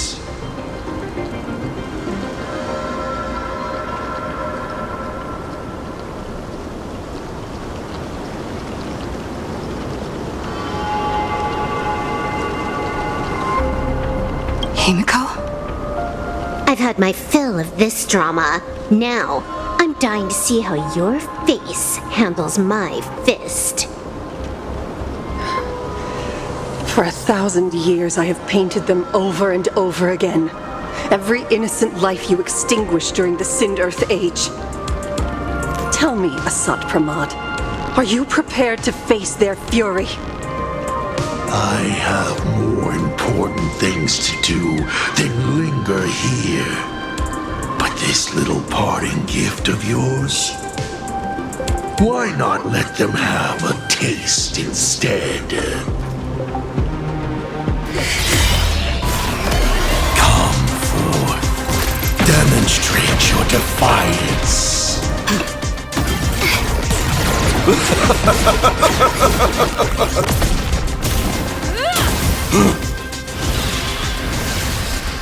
Is it over? Watch out! Pity. Such a clean strike. But the odds of success are 0.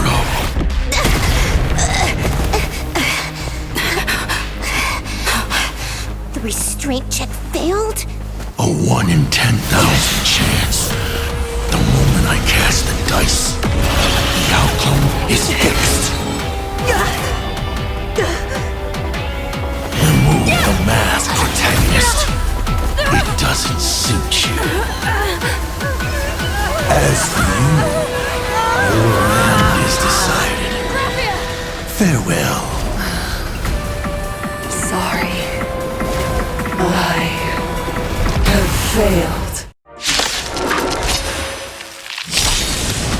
Minions of destruction! I will drive you all from this world! We must force her back to her senses.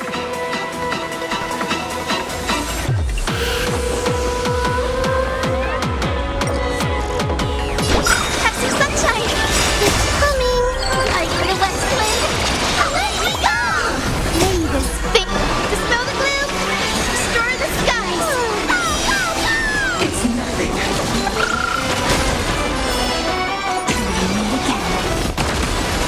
It's my turn to shove flowers. Bloom for tomorrow. Fury of the dead! Do we have to go full force? Of course not.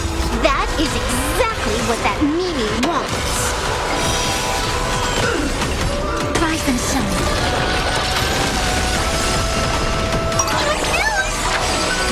Future is great.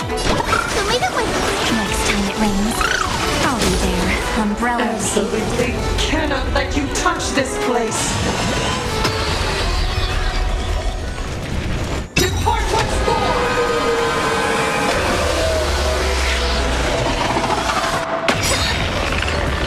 We need to finish this fast and catch up to Asat Pramod. Looks like I have to use level 999 one more time. No need for that. If a sword is needed, let it be mine.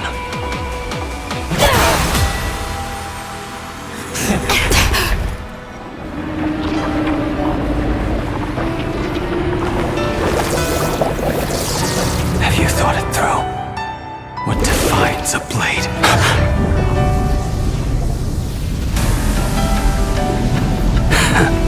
The sharpness that endures, after all has worn away.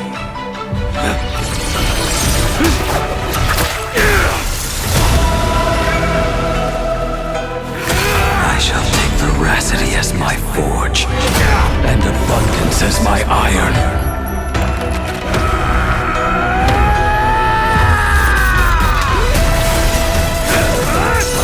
Die a thousand deaths. Tempered into a blade!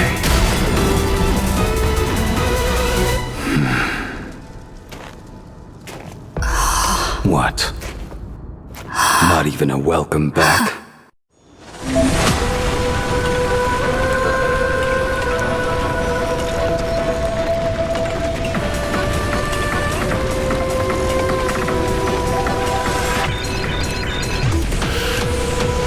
I want to go on a swing.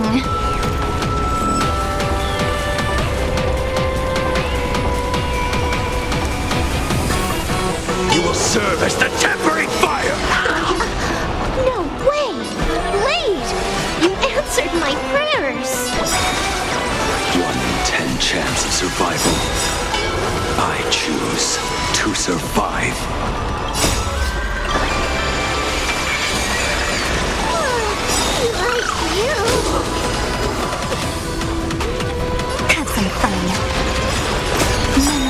waiting to be woken up by a shooting star. Remember me with love. Need time. Watch over the Evernight. Don't blink. May passage. Never have farewells. Cleanse hatred with love. Till we meet again. Don't worry, night falls.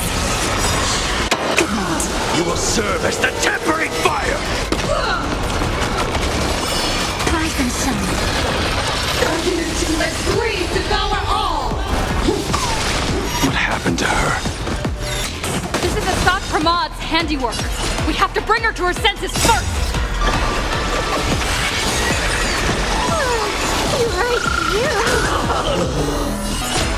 This is eternity!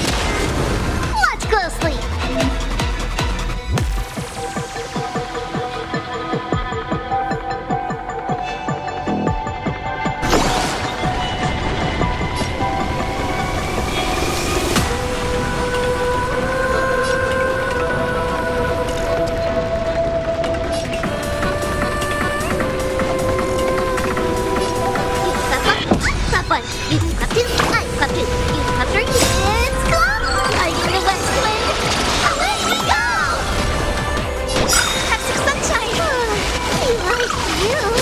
Absolutely cannot let you touch.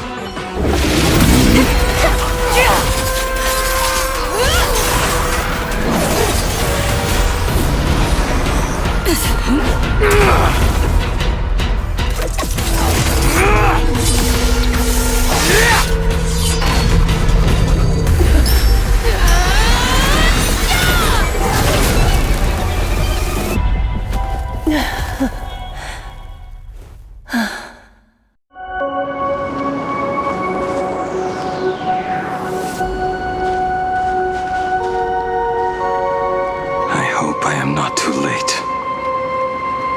Are you kidding? Your timing is impeccable, Blady. But isn't this a bit much? How did you even change outfits? What happened down there? I used the Leviathan's maw to imprison Shuho. But that doesn't matter. What matters is that you made it out alive and got the job done. Not yet. I have made a decision. This time, I will stay and become a supplicant. I am joining the Phantasmoon Games. What? You're going to stay here and poke your nose into this world's business too? Let us settle this first. Are you okay? Thank you. All of you.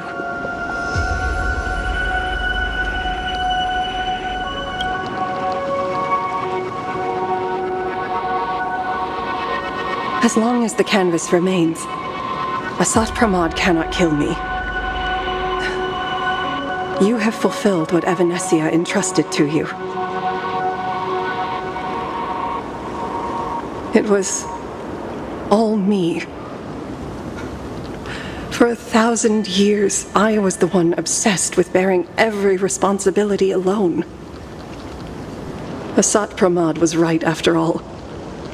I have been a ghost of 1,000 years past, arrogant enough to think my seal over the world and canvas was unbreakable.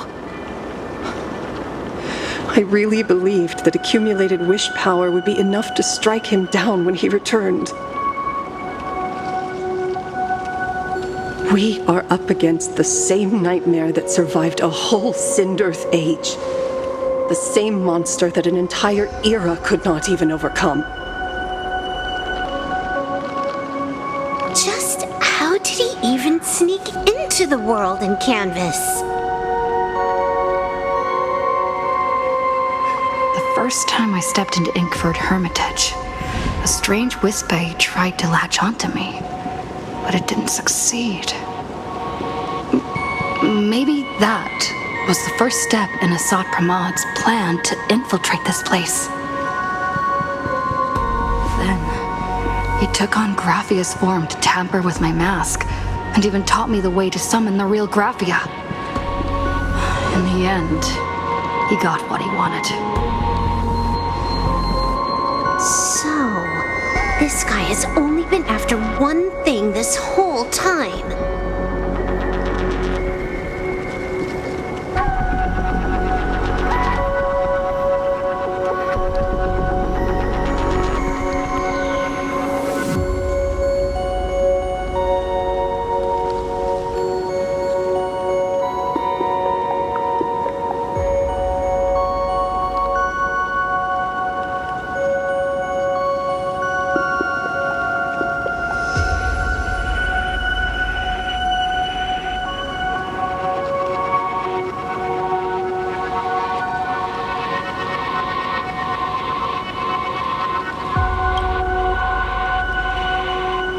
And to awaken the husk of the veracity, we need to leave this place as soon as possible. The giant maw that swallowed me is starting to stir.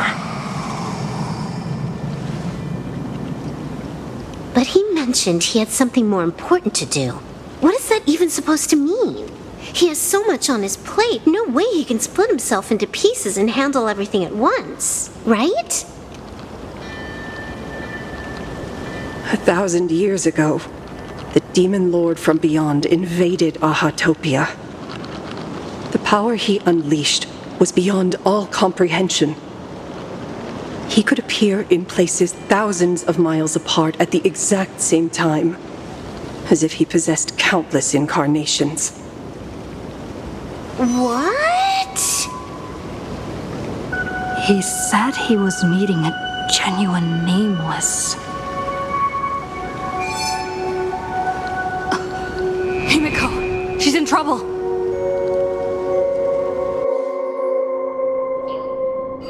The biggest problem?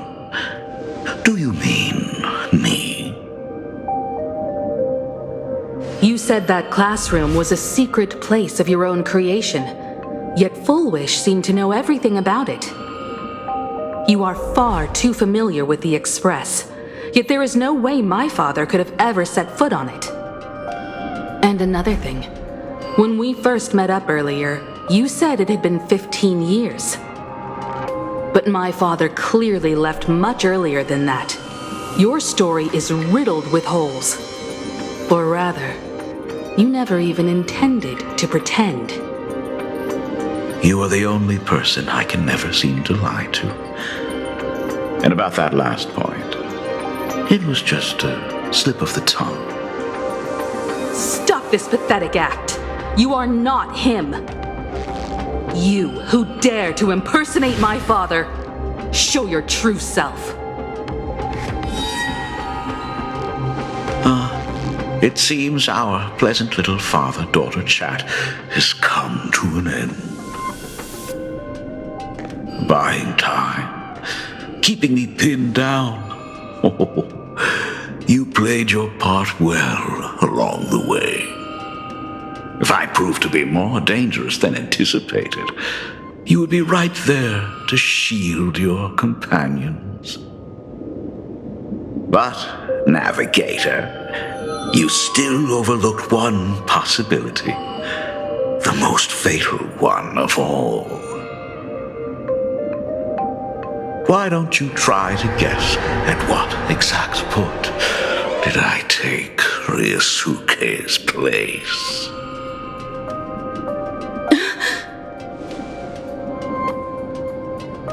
It happened on the day that man, in his desperate search for the source of the weathering curse to save his family, was destroyed by me.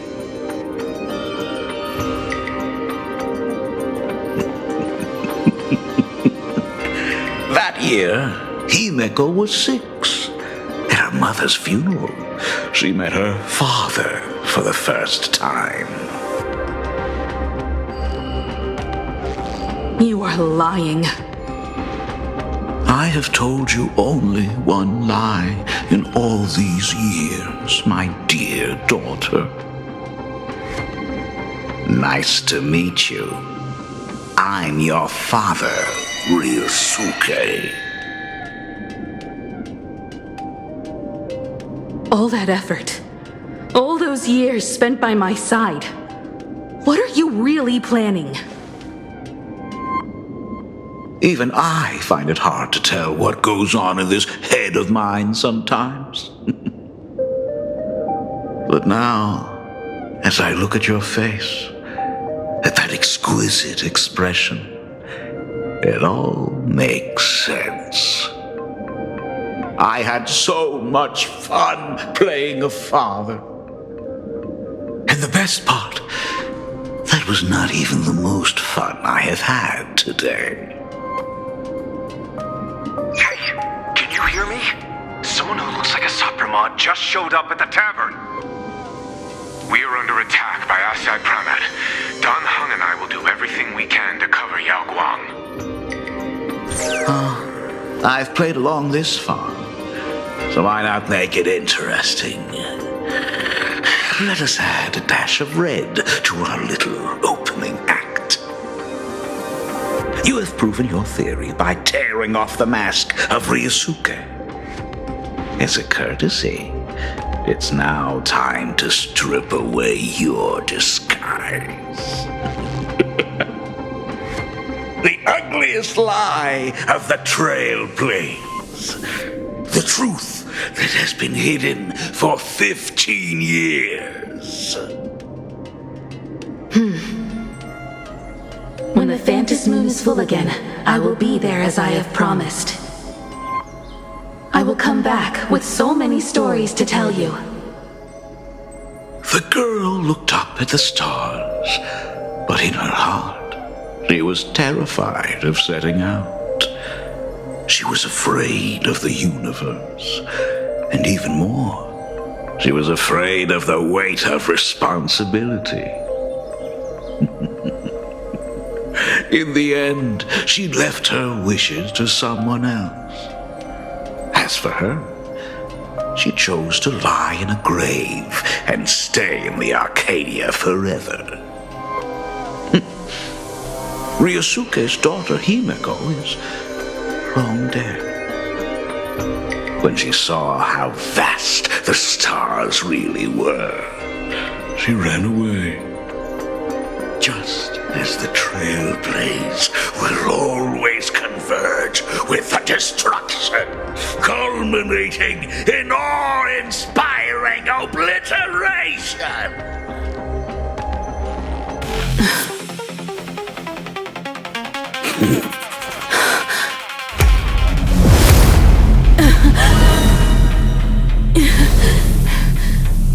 So, you really are a fake. Right back at you.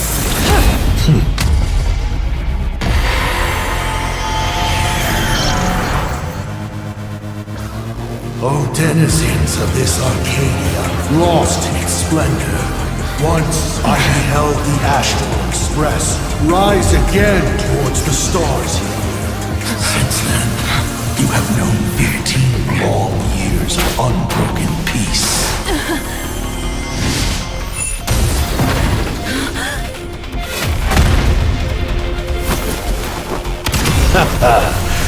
It's been a while, old friend.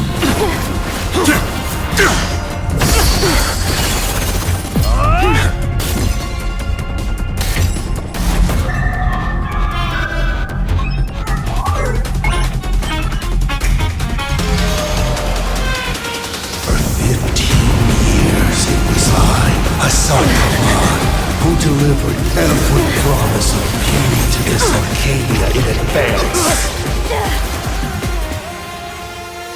Now, please indulge in these long overdue surprises.